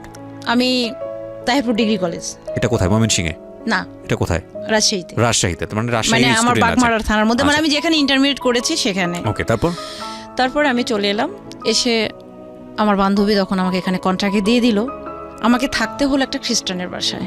এক বড় ভাই, উনি হচ্ছে পাবনার ম্যানেজার, উনার সঙ্গে একটা রুমে আমাকে শুইতে হবে। How can is it possible? আমি তো একটা মেয়ে, উনি একটা ম্যারিড পারসন, ওনার ওয়াইফ গেছে, বেবি হবে, চলে গেছে, আমি কিভাবে ওনার সঙ্গে শোবো? আমি তো আর এটা জানি না। অফিস টাইম শেষ করে এসে দেখে ওনার সাথে আমাকে ঘুমাইতে হবে। আমি বলছি ভাই এটা সম্ভব না আমার। কই সমস্যা নাই, আপনি আমার ছোটো বোনের মতো, আপনি খাটে ঘুমান, আমি নিচে ঘুমাচ্ছি। আমার চোখটা ধরছে, আমি দেখি উনি আমার পাশে লেপের মধ্যে। পরে আমি লাফ দিয়ে উঠলাম, কি ব্যাপার ভাই, আপনি এখানে কেন? বলছে যে আমার ঠান্ডা লাগছে। আমি ঠান্ডা লাগছে, তাহলে আমি নিচে যাই। কয় না। উনি অনেক চেষ্টা করলো, আমি শুধু একটা কথা বলছি, আল্লাহ মাফ করুন, ওই সময় আমার ফিজিক্যালি প্রবলেম ছিল, যেটা আপনি বুঝতে পারছেন। পরে উনি আমাকে শুধু একটা কথাই বললো যে তুমি আসলেই ভালো। তা বলছি ভাই শোনেন, আমি গার্মেন্টসে চাকরি করতে আসছি এটা ঠিক, কিন্তু আমি এই লেভেলের মেয়ে না। আমি পরিস্থিতির শিকার হয়ে এখানে আসছি, টাকার জন্য কিন্তু আমি চাকরি করতে আসিনি। পরিবেশ পরিস্থিতির উপর ডিপেন্ড করে আমি চলে আসছি। চলে এলাম, তখন যাই হোক উনি আমাকে কিছু করলো না, অনেক চেষ্টা করছে কিন্তু পারে নাই। পরের দিন আমি বললাম ভাই আপনি আমার জন্য বাসা দেখেন। পরে হিন্দু একটা মেয়ের সঙ্গে আমার একটা রুম দেখে দিল। পরে উনি আমার সাথে মিসবিহেভ করতে শুরু করলো। ওই লোকটা অফিসে। আচ্ছা, কারণ উনি বস ছিল আপনার? হ্যাঁ, ওনারই রেফারেন্সে আমি গিয়েছি। উনি আমাকে ওখানে পরিচয় দিয়েছে যে রোজি আপা চলে গেছে, সুইটি আসছে, সুইটি আমার বিয়ান লাগে, আমি এখানে নিয়ে আসছি। তো একটা লোকের বাসা আমাকে দিল। ওনার চরিত্রটাও ভালো না, ওনার ওয়াইফটা যথেষ্ট ভদ্র মহিলা, আমি মিথ্যা কথা বলবো না। ওনার বাসায় আমি 9 দিন ছিলাম। উনি আমাকে 3 বেলা রেডিমেড খাবার পেয়েছি। ওনার একটা অ্যাবনর্মাল ছেলে ছিল, আমি সাইকেল চালানো শেখাতাম, আমার সাথে ঘুমাইতো। তো ওনার চরিত্র ভালো না, PM, APM, manager, all everything আমার পিছনে এমনভাবে লেগে গেল। আমি বোরখা পরতাম, কালো ওড়না পরতাম মাথায়, মানে মনে হচ্ছে যে আমাকে মৌমাছির চাকের মতো খেয়ে ফেলবে। তখন আমি আমার বান্ধবীকে বললাম যে আমি এখানে থাকতে পারবো না। আমি এখনো মরি নাই, তুই এক্ষুনি চাকরি ছাড়। এর মধ্যে কিন্তু অলরেডি আমাকে এই 9 দিনের পরে কিন্তু আমাকে দিয়ে দিয়েছে। তাহলে একদিন এখানে গেল, 9 দিন এখানে গেল, তাহলে 10 দিন। 5 দিন গেলাম আমি নন্দিনী নামের একটা মেয়ের কাছে, হিন্দু, যে ও গোশ খায় না, আমিও গোশ খাই না, ও ডিম ভক্ত, আমিও ডিম ভক্ত, সমান হয়ে গেল। বাজারও করলাম, আমি তো বাজারও করতে পারতাম না। আমি যা বলি ডিমের কেজি কত, তো বলে যে ডিমের তো কেজি হয় না, এটা হালিভাও হয়। তো যাই হোক, এভাবে নিলাম, নেওয়ার পরে তেল সব কিনলাম, বাজার সদা করলাম। করার পরে আমি অফিসে মানে কেমন যেন একটা ভারী ভারী ভাব আমার। কিন্তু ওই গার্মেন্টসে যেই না, আমি কিন্তু আমার বান্ধবীকে বলেছিলাম আমার পায়ের স্যান্ডেলটা যেন খুলতে না হয়, তার মানে আমি যেন লেবার কোয়ালিটিতে না যাই। আমাকে যেহেতু দিল, আমি নার্সিংয়ে ছিলাম, আমার কাজ ছিল, ছোট্ট একটা রুম ছিল, যেরকম একটা রুম ছিল, গ্লাস লাগানো চারিদিকে। আমি শুধু যার যেটা হতো, আমি আসলে ফ্যামিলি প্ল্যানিংয়ে কাজ করেছিলাম, হেলথের। এই ক্ষেত্রে কিছু ট্যাবলেট দেওয়া লাগতো, প্রেশার মাপা লাগতো, ওই গার্মেন্টসের তাপমাত্রাগুলো আমাকে এন্ট্রি করতে হতো, জাস্ট এই কাজগুলো ছিল আমার। পরে আমি ওকে বললাম যে এই অবস্থা ভালো না, সঙ্গে সঙ্গে আমি একটা ক্যাব ভাড়া করলাম, করে চাল 2 কেজি, মানে ডাল 2 কেজি থেকে 1 কেজি আলাদা করলাম, মানে সব আলাদা আলাদা করে নিয়ে নন্দিনী নামে অর্ধেক রেখে, অর্ধেকটা আমি নিয়ে আমি নন্দিনীকে বললাম, নন্দিনী আমার এখানে থাকা টাফ, কারণ আমি জানি যে রাতের মধ্যেই আমাকে কিডন্যাপ করবে, মানে তুলে নিয়ে যাবে, এইরকম একটা সিচুয়েশন আমাকে কয়েকজন একটু ইনফর্ম করলো। সঙ্গে সঙ্গে আমি চলে গেলাম আদাবরে আমার বান্ধবীর কাছে। আদাবরে যাওয়ার পরে তখন আমি যখন গার্মেন্টসে এখানে যখন ঢুকলাম, তখন একটা কিউসি একটা ছেলে পাবনার আমাকে পছন্দ করতে লাগলো। বলতে শুরু করলো, যে মেসেজ দিত যে তোমার বডি স্ট্রাকচারটা অনেক সুন্দর, কিন্তু তোমার চেহারা যেমনই হোক, যে কোনো ছেলেকে অ্যাট্রাক্ট করতে পারে। তা আমি বলছি যে এটা আমি জানি, এটা আপনাকে বলতে হবে না, আর এটা নিয়ে কোনো মাথা ঘামানোর দরকার নেই। এই বলে আমি চলে আসলাম। ওই ছেলেটা আমাকে রিয়েল পছন্দ করতো। পরে ছেলেটা আমাকে এসে পরে আমি বললাম, আমাকে ফোন দিল, কোথায়? আমি বললাম আমি আমার বান্ধবীর বাসা চাকরি ছেড়ে চলে এসেছি। তারপর ছেলেটা আমার সাথে দেখা করলো। এই ছেলেটা কিন্তু আমাকে আরেকটা বই কিনে দিল, মানে আমার একটা বই লাগতো। তখন আমার এই বাড়িয়ালি তখন কী করলো, আমার বান্ধবী তখন অফিসে, তখন সে বললো কি, তুমি তো সুইটিকে নিয়ে এসে রাখছো, সুইটি তো ভালো মেয়ে না, এই সে হাবি যাবে। তখন আমার বান্ধবী আমাকে বলতেছে যে আমি আইসা যেন তোরে না দেখি অফিসে, বাসায়, এইরকম একটা মানে আমাকে বললো। তখন আমি সঙ্গে সঙ্গে তাও বাসা ছাড়লাম না ছেড়ে আমি থাকলাম। পরে শাকিলকে ফোন দিলাম যে ভাই তুই আমার এখন একটা ব্যবস্থা নেই, আমার এখন আর থাকার কোনো জায়গা নেই। তখন বললো প্লিজ তুই একটু কর। তখন আমি ওই ছেলেটার নাম আমি নেভি, তখন আমি নেভিকে বললাম, নেভি যে কোনো মূল্যে তুমি আজকে রাতটা আমাকে কোথাও রাখতে পারবা? আমি তখন ভয় আর মাথার মধ্যে কাজ করলো না ভাইয়া, কারণ যেহেতু আমার বান্ধবী আমাকে বের করে দিল ওই বরিশালের মহিলার কথার উপর ডিপেন্ড করে। কারণ ও কিন্তু আমার একটা বই কিনে দিয়ে বলো ফার্ম গেটে, এই যে ইতে একটা তোফাজ্জল বুক হাউজে বইটা কিনে দেওয়ার পরে আমাকে বললো যে তুমি বই না বাসা। ছেলেটা খুবই ভালো, তখন আমাকে নিয়ে গেল। যে তখন আমি বললাম যে দেখো তুমি আমাকে আজকে রাতে যে কোনো মূল্যে তোমার কাছে আমার কাছে মানে একটা জায়গাতে রাখতেই হবে। তখন সে করলো কি, যে বাসাতে সে পেইং গেস্ট হিসেবে ছিল, সে ভাবিকে বললো ভাবি কিছু মনে না করলে আমার একটা ফ্রেন্ড আছে, ওকে একটা রাত রাখতে হবে। কোথায় সমস্যা নেই ভাই, তাহলে আপনার ভাই আপনার কাছে শোবে নি, ও আমার কাছে থাকবে। থাকলাম। আমি শাকিলকে বললাম শাকিল 24 ঘন্টার মধ্যে আমি হোস্টেল চাই। শাকিল তখন মণিপুরি পাড়ায় বিখ্যাত একটা হোস্টেল, নাম না বলি, হোস্টেলটাতে ও আমার ছিট দিল, 4700 টাকা দিয়ে আমাকে উঠাই দিল। শেষ, শাকিলের দায়িত্ব শেষ। ওঠানোর পরে তখন আমি রাজশাহীর একটা পরিচিত আঙ্কেল ছিল, ওনাকে আমি ফোন দিলাম যে আঙ্কেল আমি তো ঢাকায়, আমার একটা জবের দরকার। তখন উনি আমাকে পাঠাইলো ফৌজদার ফ্যাশন ওয়্যার, নাহার প্লাজা, আপনার ইস্টার্ন প্লাজার অপোজিটে। আমি গেলাম ইন্টারভিউ দিতে, আমি তো কিছু চিনি না। শাকিল ওর এলাকার, শাকিলের বাসা ছিল কিশোরগঞ্জে, ওর এলাকার একটা ছেলেকে বললো তুই যা তো সুইটিকে একটা ইন্টারভিউ দিয়ে। গেলাম, ইন্টারভিউ দিয়ে আসার পর চাকরিটা হয়ে গেল। ওনারা আমাকে রিসেপশনের কথা বলে পরে আমাকে সেলস অ্যান্ড মার্কেটিংয়ে দিল। মিরপুর 10, 14 আপনার হচ্ছে Dhanmondi, Mohammadpur, Nurjahan road, Jahangir road, Aurangzeb road, Gulshan, Banani, সব জায়গাতে আমাকে মার্কেটিং করতে হতো। স্যালারি ধরলো 5,500 টাকা। সকালবেলা ঘুম থেকে করতাম, ফজরের নামাজ পড়তাম, বুয়া শুধু ভাত দিত, তরকারি রান্না করতাম, গোসল করতাম, খাইতাম, রেডি হইতাম, চলে যেতাম অফিসে, অফিস শেষ করতাম, বাসায় আসতাম, ড্রেস চেঞ্জ করতাম, কম্পিউটার কোচিংয়ে যেতাম, কোচিং শেষ করতাম, বাসায় আসতাম, পড়তাম, পরীক্ষা পাচ্ছে, সরাসরি স্যারকে বলতাম স্যার আমার পরীক্ষা পাচ্ছে। কোথায়? আমার রাজশাহীতে। তখন এখান থেকে সরাসরি অফিস শেষ করে রাত 12টার গাড়িতে হানিফের কাউন্টারে একটা বড় ভাই আছে, ওনাকে বলা ছিল ভাইয়া ফোন দিলাম, ভাইয়া একটা টিকিট লাগবে। কয়টায়? 12টায়। 12টা টিকিট করে রাখলো, সোজা চলে গেলাম কাউন্টারে গিয়ে উঠলাম, ভোর 4:30 5টায় আমাকে পুঠিয়াতে নামিয়ে দিল, আমার বাসা থেকে 20 কিলো দূরে। 5টার সময় যাওয়ার দিন দুপুরে আমার এখানে ছিনতাই হয়, ওখানে বসে থেকে 6 কাপ 7 কাপ চা, আমি যদিও চা খাই না, খেতাম ঘুমটা তাড়ানোর জন্য, টাইম কাটানোর জন্য। তারপর ওখানে সবাই আমাকে চেনে, তারপর অটো টটো ঠিক করে দিত, বাসায় যেতাম, বাসায় যে একটা ঘুম দিতাম গোসল দিয়ে, ঘুম থেকে উঠে পড়তে বসতাম, সারা রাত পড়তাম, সকালবেলা পরীক্ষা দিয়ে আবার ঢাকায় চলে আসতাম। এইভাবে আমি পরীক্ষা দিলাম, দেওয়ার পরে আমি হায়ার সেকেন্ড ক্লাস পেলাম 675 নাম্বার নিয়ে ডিগ্রিতে 2010 সালে। যেহেতু তত্ত্বাবধায়ক সরকার করছিল, আমি সেশন জোটে পড়েছিলাম, 2010 সালে আমার রেজাল্ট হলো 8-এর জায়গায় 10। পরে হোস্টেলে কিছু বড় আপু থাকার পরে এভাবে চলতে চলতে আমি স্ট্রাগল করতেছি। এরপর বাবা মা কোনোদিন পরীক্ষার হলে ঢুকছে জিজ্ঞেসও করে নাই যে তুমি কি পরীক্ষা হচ্ছে। আমি পরীক্ষার হল থেকে বেরিয়ে বলতাম আজকে আমার পরীক্ষা ছিল, পরীক্ষা কিসের পরীক্ষা দাও তুমি কেন যোগাযোগ করো আমাদের সাথে। 6 মাস বাসায় গেলাম না। এই বাইরে কাজ করতেন গার্মেন্টসে? গার্মেন্টসে না, তখন তো এখানে যে চাকরি করতাম। আচ্ছা, মানে যা কখনো করেছেন যেখানে যা পারছি ভাইয়া। পেয়েছেন? হ্যাঁ, আমি ঢাকায় স্টক এক্সচেঞ্জে কম্পিউটারে কাজ করেছি ভাইয়া, ফাইলগুলো ফুট আপ দেওয়া লাগতো, সেটা করছি। আমি যখন যেখানে চাকরি পাইছি টিউশনই করছি। মানে বাড়ি থেকেও চাচ্ছিল না আপনি বাড়িতে ফেরেন? না।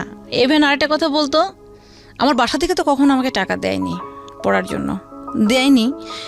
পরে আমি এখন হোস্টেলে উঠলাম, এর মধ্যে 2010 সালে 11 সালের আমি একটা জব নিলাম। উনি এখন জার্মানিতে আছে, উনি আমাকে জার্মানিতে নিতে চাইছে, কিন্তু আমি যাব না, ওনারা প্রফেশনাল। যাই হোক, আমাকে নিতে চাইলো।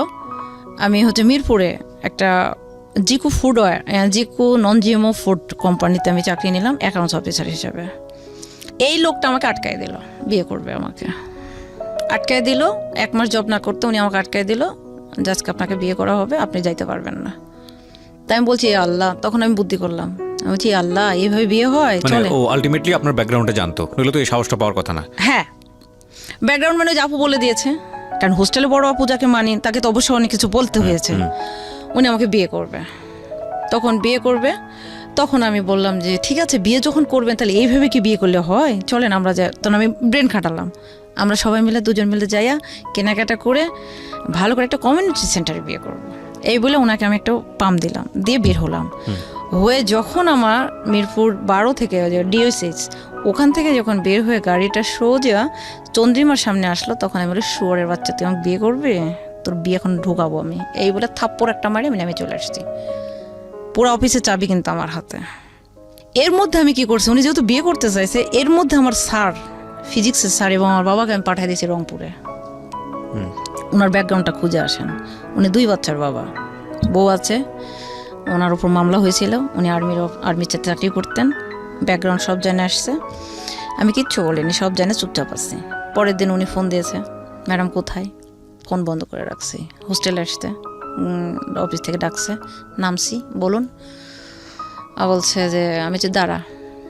তখন আমার ভাষাটা খুবই খারাপ, আমি খুব বিশ্রীভাবে বললাম, সব কটারে ফোন দিলাম অফিস স্টাফকে, সব কটারে নিয়ে চন্দ্রিমাতে বসলাম। আচ্ছা, এই তুই আমাকে বিয়ে করবি না? তোর ব্যাকগ্রাউন্ডটা এখন বলি সবাইকে বলার পর বলবে এই তোর বউ স্টিল নাও এখন এখানে আছে আগারকাতে, তুই গতকালকে রাত্রে কই ছিলি? শেরে বাংলা থানাতে ছিলি, পাওনাদারেরা তোকে ধরে নিয়ে জাহাজতে পড়ছে, তোর লজ্জা করে না? যাক, চাবি দিয়ে আমার মতো আমি চলে এলাম। এখানে একটা বিষয় খেয়াল রাখার মতো, প্রিয় শ্রোতা, আপনি যেই ভদ্রমহিলার গল্প আজকে শুনছেন, এই ভদ্রমহিলা আমাদের সমাজের 8-10টা ভদ্রমহিলা বা 8-10টা মানুষের মতো নয়, 8-10টা মেয়ের মতো নয়। এখানে যে জিনিসটা ওনার ছোটবেলা থেকেই ছিল, আমরা সাধারণত যেটা দেখে থাকি আমাদের পুরুষতান্ত্রিক সমাজে, যে মেয়েরা অনেক বেশি অবদমিত এবং অনেকেই সেটা মুখ বন্ধ করে মেনে নিয়ে সংসার করে যাচ্ছেন কিংবা অন্য যে কোনো অবস্থায় মানিয়ে নিচ্ছেন। কিন্তু উনি ছোটবেলা থেকেই প্রতিবাদী ছিলেন, ছোটবেলা থেকেই নিজেকে মানুষ হিসেবে ট্রিট করেছেন, না পুরুষ না ছেলে না মেয়ে। এবং এই জায়গাটিতে উনি কখনো কারোর সাথে অন্যায়ভাবে কম্প্রোমাইজ করেননি। কম্প্রোমাইজ না করার ফলে ওনার ফ্যামিলিতে ওনাকে যে ধরনের মেন্টাল হ্যারাসমেন্ট, ফিজিক্যাল হ্যারাসমেন্টের মধ্য দিয়ে যেতে হয়েছে, ওনার সেই হ্যারাসমেন্টের কম্পারেটিভ অ্যানালাইসিস যদি আমরা বলি যে উনি যখন পরিবার থেকে বের হয়েছেন, সেটা কোনো অংশেই কম না। এবং এই কথাটা আমি সবসময় বলি আমার এই অনুষ্ঠানে। আমি এই ধরনের গল্প আজকে প্রথম প্রচার করছি না, এই ধরনের অন্য ডাইমেনশনের গল্প আরও এসছে। আমাদের দেশে একটা নারী না পরিবারে নিরাপদ না সমাজে নিরাপদ। সে যদি একটা প্রতিবাদী মুখ হয়, সে যদি নিজের অধিকারটা বুঝে নিতে চায়, বিভিন্নভাবে তাকে বাধার সম্মুখীন হতে হয়, ভয়ঙ্করভাবে বাধার সম্মুখীন হতে হয়। শেষ পর্যন্ত আসলে কি দাঁড়ায়? একটা মানুষ যদি প্রতিবাদী হয় নিজের জায়গাটিতে, লেখাপড়া শেখার অধিকারের জায়গাটিতে, নিজের জীবনটাকে সুন্দর করে সাজানোর অধিকারের জায়গাটিতে, ডিসিশন মেকিংয়ের জায়গাটিতে, আর্নিং করার জায়গাটিতে, শেষ পর্যন্ত মেয়েটার ভাগ্যে আসলে কি জোটে? 32 বছরের সুইটি আজকে এখানে আছেন। সুইটির জীবনের শেষ পর্যায়ে কোথায়, মানে শেষ পর্যায়ে বলবো না তো, 32 বছরের জীবনে আসলে উনি কোথায় দাঁড়িয়ে আছেন এত প্রতিবাদ করার পরে, সেটা দেখার বিষয়। অবশ্যই জীবনটা আমার, কম্প্রোমাইজ আমি তার সাথেই করব যাকে আমার ভালো লাগবে, কিংবা যেটা আমার মেন্টালি যায়। আমি অন্যের কাছে কম্প্রোমাইজ কেন করব? কিন্তু অনেকে জীবনে ভালো থাকার জন্য কম্প্রোমাইজ করেন। সে ধরনের গল্প আমরা এখানে অনেক প্রচার করেছি, কিন্তু শেষ পর্যন্ত আসলে ভালো থাকা যায় না। প্রতিবাদ করেও কি ভালো থাকা যায়? সেটাও একটা প্রশ্ন। তবে গল্পের অনেক বড় একটা লেসন আছে। আজকের এই গল্পের শেষের দিকে এসে আমরা সেটা বলবো। এবং আমি বারবারই যেটা আপনাদেরকে বলেছি যে আপনারা যদি আজকে সুইটির ভিডিও ফুটেজটা দেখতে চান, সুইটি কে এই সুইটি, তাকে যদি দেখতে চান, চলে আসবেন আমার ইউটিউব চ্যানেলে। আমার ইউটিউবের ঠিকানা হচ্ছে www.youtube.com/RJKibriya FM, RJKEBRIA FM চ্যানেলটি আছে কিবরিয়া আরজে নামে। ওখানে গিয়ে সাবস্ক্রাইব বাটনে অবশ্যই প্রথমে আগে সাবস্ক্রাইবে ক্লিক করেন, মানে সাবস্ক্রাইবার হন, তারপরে নোটিফিকেশন বাটন যেটা আছে, বেল বাটন, ওটা অন করে নেবেন প্লিজ। আপনাদেরকে যেটা বলতে চাই, সিচুয়েশন যখন একটু কড়া, যখন মন বসে না কাজে, তখন মন ঠিক করতে মুখ দিতে পারেন কাঁচা আমের স্বাদে। Pran mister mango candy, good mood guaranteed. বুঝতেই পাচ্ছেন, আপনারা শুনছেন মিস্টার ম্যাঙ্গো ক্যান্ডি প্রেজেন্স জীবন গল্প। আমি আরজে কিবরিয়া আপনার সাথে রয়েছি। জি। তারপরে আমি ওখান থেকে চলে এলাম, জব ছেড়ে দিলাম। আপু এখন আমাকে বলতেছে, তুই আসলে একটা, তুই কোথাও টিকতে পারবি না। কোন আপু এটা? মানে যে আপু আপনাকে যে আপু হোস্টেলের আপু, যিনি আমাকে চাকরিটা দিয়েছিলেন, ওনার বাসা খুলনা টুটপাড়া, বর্তমানে জার্মানিতে আছেন। চলে এলাম, এমপির সঙ্গে আমার পরিচয় হলো। উনি তখন আমাকে একটা চাকরি দিল, কম্পিউটার টেলিফোন অপারেটর। জিএমপির সঙ্গে আপনার পরিচয় হলো, উনি মানে কার মাধ্যমে পরিচয় হলো? আপনার বাবার মাধ্যমে? বাবা না, চাচা এবং বাবার মাধ্যমে। আচ্ছা, ওকে। গেলাম, উনি আমাকে চাকরিটা দিল। আমি ইন্টারভিউ নিল, আমি ওনাকে বললাম, ওনার পরে যে লোকটা ছিল উনি ইন্টারভিউটা নিল, নেওয়ার পরে উনি আমাকে ইংলিশে প্রশ্ন করলো। তো আমি তো ইংলিশের তেমন কিছু জানি না, পরে আমি অনেকটাই করেছি, রিকভার করেছি। পরে রাজনৈতিক ক্ষেত্রে দেখা গেল যে ইলেকশনে দাঁড়ালো, আমাদের এলাকা থেকে বহুজন টাকা তুলে তুলে খায়, কিন্তু কেউ বিদ্যুতের লাইন করে দিতে পারেনি। পরে আমি আজমপুর, এটা মানে ওয়াবদা না পল্লী বিদ্যুৎ, যাই হোক, আমি ওনার চেয়ারম্যানের সঙ্গে আমি বসুন্ধরা সিটিতে, স্কয়ার হসপিটালে ওনার সঙ্গে, ওনার ছেলে অসুস্থ ছিল, আমি আর আমার বাবা দেখা করে ওনার সাথে 2,78,000 টাকা দিয়ে আমি 48টা মিটার কিনে নিয়ে যে আমি অত্র এলাকায় বিদ্যুতায়নটা করে দিয়েছি, আমি নিজে এবং আমার বাবা। এবং এটাতে আমাকে অ্যাপ্রুভ দিয়েছিলেন, ডিও লেটারটা দিয়েছিলেন এমপি। পরে আমি বিদ্যুতায়নও হলো, ওনার ভাই বিদ্যুতের ইয়ে থেকে দাঁড়ালো ভোটে, আমার বাবা দাঁড়ালো, আমার বাবা নমিনেশন পালো, ওনার ভাইটা পেলো না, যার ফলে চাকরিটা আমি করতে পারলাম না। আপনি বুঝতে পেরেছেন, চাকরিটা করতে পারলাম না, কারণ পানিতে বাস করে জলেতে বাস করে তো কুমড়ের সাথে ঝগড়া করা যাবে না। চাকরিটা ছেড়ে চলে এলাম। আসার পরে আমার চাকরি হলো নাহার প্লাজাতে। আমার স্যার, ম্যাডাম হচ্ছে ম্যানেজার ছিল, উনি হচ্ছে বরিশালে, উনি শুক্রবারে অফিস করতেন, শনিবারে করতেন না। আর আমি শুক্রবারে করতাম না, শনিবারে করতাম। কিন্তু শনিবারে অফিস করার পরে উনি আমাকে, ম্যাডাম যখন থাকতো উনি আমাকে আপনি বলতেন, ম্যাডাম যখন থাকতো না উনি আমাকে তুমি বলতেন। এবং আমি যখন কম্পিউটারে কাজ করি, উনি পিছন থেকে এসে আমার হাতের পড়াতে যায়, তখন আমি উঠে দাঁড়ায় বলছি, স্যার সরি, আপনি এভাবে আমার হাতের উপর হাত রাখতে পারেন না। পরে এভাবে তো আসে, ওই দিনটা চলে গেছে, আমি চলে আসছি। পরের দিনে আমি যাই দেখি গ্লাসের মধ্যে ওনারা দুজনে, বুঝতে পারছেন ভাইয়া, দেখছি যখন, তখন আমি উপরে এসে বসছি। বসার পরে উনি বলছে, কি ব্যাপার মেয়ে, তুমি কাজ করছো না? আমি বলছি, স্যার আমি কাজ করবো না, আমি চাকরিটা ছেড়ে দেবো। কেন? আমি বলছি, আপনারা নষ্টামি করতেছেন, এটা অফিস না, আমি চাকরিটা করবো না। তখন আমাকে বলতেছে কি, এই মেয়ে তুমি কি বলতে চাও, চাকরি ছাড়ার একটা সিস্টেম আছে না? আমি বলছি, আপনি কোনো সিস্টেম রাখছেন? আপনার কথা ছিল আপনার আমি অ্যাকাউন্টস ডিপার্টমেন্ট দেখবো, আপনি আমাকে অ্যাকাউন্টস দেখান, আপনি আমাকে মার্কেটিং করান, আপনি আমাকে সেলস করান, আপনি আমাকে রিসিপশন করান, আমাকে মক্কেল পাইছেন? আমি চাকরি করবো না, চলে যাবো। কয় বেতন তুমি পাবো না। আমি যে বেতন আপনি 24 ঘন্টার মধ্যে দেবেন না 24 মিনিটের মধ্যে দেবেন ডিসাইড করেন আপনি। আমি চলে গেলাম। এটা গেল আমার চাকরির সূত্র। আমি তখন আমার দুলা ভাই, আমার মেজো ভাইয়ের টাকা নিয়েছে একজন, সে টাকাটা দেয়নি, এটা নিয়ে সে গ্যাঞ্জাম করছে। এটা নিয়ে এলাকায় কিছু হিরোইনসি এবং কিছু নেতারা আছে, তারা নিয়ে গ্যাঞ্জাম বাঁধাইছে। মেজো ভাইকে পুলিশের মানে খুঁজছে। এর মধ্যে আম্মা ফোন দিয়ে কান্নাকাটি শুরু করে দিয়েছে। 6 মাসের মধ্যে কিন্তু আমি বাসায় যাইনি। ফোন দিয়ে কান্নাকাটি করছে যে এই ঘটনা। তাই আমি বলছি যে যারা এই গ্যাঞ্জামটা বাঁধাচ্ছে তারা তো দোলা ভাইয়ের ক্লোজ। তখন আমার আবার ওই যে সুজন, একটা নাম প্রথমে বলেছিলাম আপনাকে, সুজনের শালা তো আমার নিজের যেটা তো ভাই, তো ওকে আবার মানে আব্বুর মামা তো ফুফাতো ভাইয়ের ছেলে, ওকে তখন ফোন দিয়ে বললাম যে কে রে এই ঘটনা দেখতো। তো বলছে শুনবো না, এটা তো আমরা করতে পারবো না, আমি ভাইয়ের নাম্বারটা দিচ্ছি, মানে সুজনকে। কার নাম্বার? তোর নাম্বার। তো সুজন ভাইয়ের সঙ্গে আমার দীর্ঘ 9 বছরের মতো দেখা নাই। আমাকে ফোন দিল, কিরে পাগলি কি হয়েছে? ওই যে বললাম সবাই আমাকে পাগলি রাখে, কিরে পাগলি কি হয়েছে? তাই আমি বলছি ভাই এই ঘটনা, মেজো ভাইয়ের টাকা নিয়েছে, টাকাটা দেয়নি, গ্যাঞ্জাম করেছে, দেখেন তো অমুকেরা সে এই ঘটনা ঘটাইছে। কই আচ্ছা ঠিক আছে, তুই কাকিকে বল, আমি সব দেখছি। পরে ফোন দিয়ে বললো যে সব ঝামেলা মিটে গেছে, টেনশন করতে নিষেধ কর। তুই কি করিস রে? তাই বলছি ভাই ঢাকা থাকি। কি করিস? চাকরি করি। আয় তুই কয় টাকা স্যালারি দেয়? এই সেই বলছে এই তুই তোর কাগজপাতি পাঠায় দিস তো, বায়োডাটা সহ। আমি আচ্ছা। এই হলো প্রথম একদিন কথা। পরে একদিন আমি অফিসে আসি, ফোন দিয়ে বলছে কিরে কোথায়? আমি হচ্ছে অফিসে। তো আমি হচ্ছে কোথায় ভাই আপনি? তো বলছে যে আমি এই তো ইতে টাঙ্গাইলে। তো বলছি ভাই ঢাকায় আসেন, দেখা করে যান। তো বলছে না রে বোন, যাইতে পারবো না, শেষ। তৃতীয় একদিন বলছে কে রে তুই রাজশাহীতে আসিস না? আমি বলছি হ্যাঁ যাই, ওই যে মামলা ডেট পড়লে যাই। তারপরে আমি গেলাম। তো বলছে কই থাকিস? আমি যে ওখানে যাই, সকালবেলা যা নামি কেস যায় আঙ্কেলের মেয়ের কাছে ঘুমাই, তারপরে বেলা হয় আঙ্কেলের, আমি কোর্টে যাই, কোর্টের কাজ শেষ করে আমি আবার আঙ্কেলের বাসা থেকে ব্যাগট্যাগ নিয়ে আবার সোজা ঢাকায় চলে আসি। কেন? আরে আমি তোর দোলা ভাই এখানে থাকি, এই সেই। তাই বলছি না ভাই, আপনারা বড় লোক মানুষ, আর আপনার চরিত্র ভালো না। আসলে ওনার চরিত্রটা ভালো না। তো আমি বলছি যে তখন আমাকে বলতেছে যে কাকের মাংস কাক খায় না, তুই তো আমার নিজের রক্ত। আমি বলছি ভাই কাকও কাকের মাংস খায় যখন ক্ষুধায় পড়ে, অতএব আমি আপনাদের সামনে যাব না। যাই হোক, এই কথা বলার পরে আমার হচ্ছে ভাই এখন বলি ডিসেম্বরের 8 তারিখে কেসের ডেট পড়লো। আমার অফিসে বলে আমি 6 তারিখে ছুটি নিলাম, যে তাহলে আমি যে একদিন মায়ের কাছে থাকতে পারবো। এর মধ্যে আমার আম্মার কিন্তু অপারেশনে হয়ে গেছে, হচ্ছে পিত্তস্থলীর পাথর অপারেশন হয়েছে, তারপরও কিন্তু আমি যাইনি। পরে আমি চলে গেলাম। যাওয়ার পরে এটা কিন্তু 2011 সালের ডিসেম্বর মাসের 6 তারিখ। তখন আমি ভোর 6টার গাড়িতে রওনা দিলাম। 6টার গাড়িতে না 10টার গাড়িতে রওনা দিয়ে যাই হোক আমি রাজশাহীতে নামবো। বেলা চলে গেল, রোডে যেহেতু জ্যাম থাকে চন্দ্রা থেকে ওই সাইডে, জ্যামে নেমে গেলাম। যাওয়ার পর দেখি আমার দুলা ভাই বলতে তুই আমি না ভাই আমি বিনোদপুরেই নামবো, আমি আপনার সামনে যাব না। কাজে এই পাগলি আয় তোর। আমি ছোটোবেলা থেকে আদর করতো, কারণ আমি তো খুব ছোটো থাকতে ওনার বিয়ে করছে। পরে গেলাম, বলছে একটা কফি খেয়ে যাবো নাই? তা গেলাম, যে দেখি যে উনি প্রিন্স কোট পরে একটা ব্যাগ নিয়ে এসে নেমে আমার ব্যাগ ধরেছে। যখন জিনিসটা ধরছে, কারণ আমি জানি ওনার বাজারে ব্যাগ ওনার অফিসে ওনার লোকজন টানে, কারণ ওনার নিজস্ব অফিস আছে।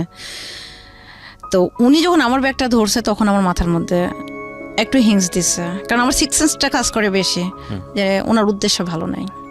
তখন ওনার ম্যানেজার আমি মিলে নিউ মার্কেটের আসি, নিউ মার্কেটে যাই একটা কফি খেলাম, একটা বার্গার খেলাম। খাওয়ার পর বলছি ভাই আমি চলে যাব, আঙ্কেলকে ফোন দেওয়া আছে, আমি ওনার বাসায় যে থাকবো, সকালবেলা কেচের হাজরাটা দিব, বাসায় যাব।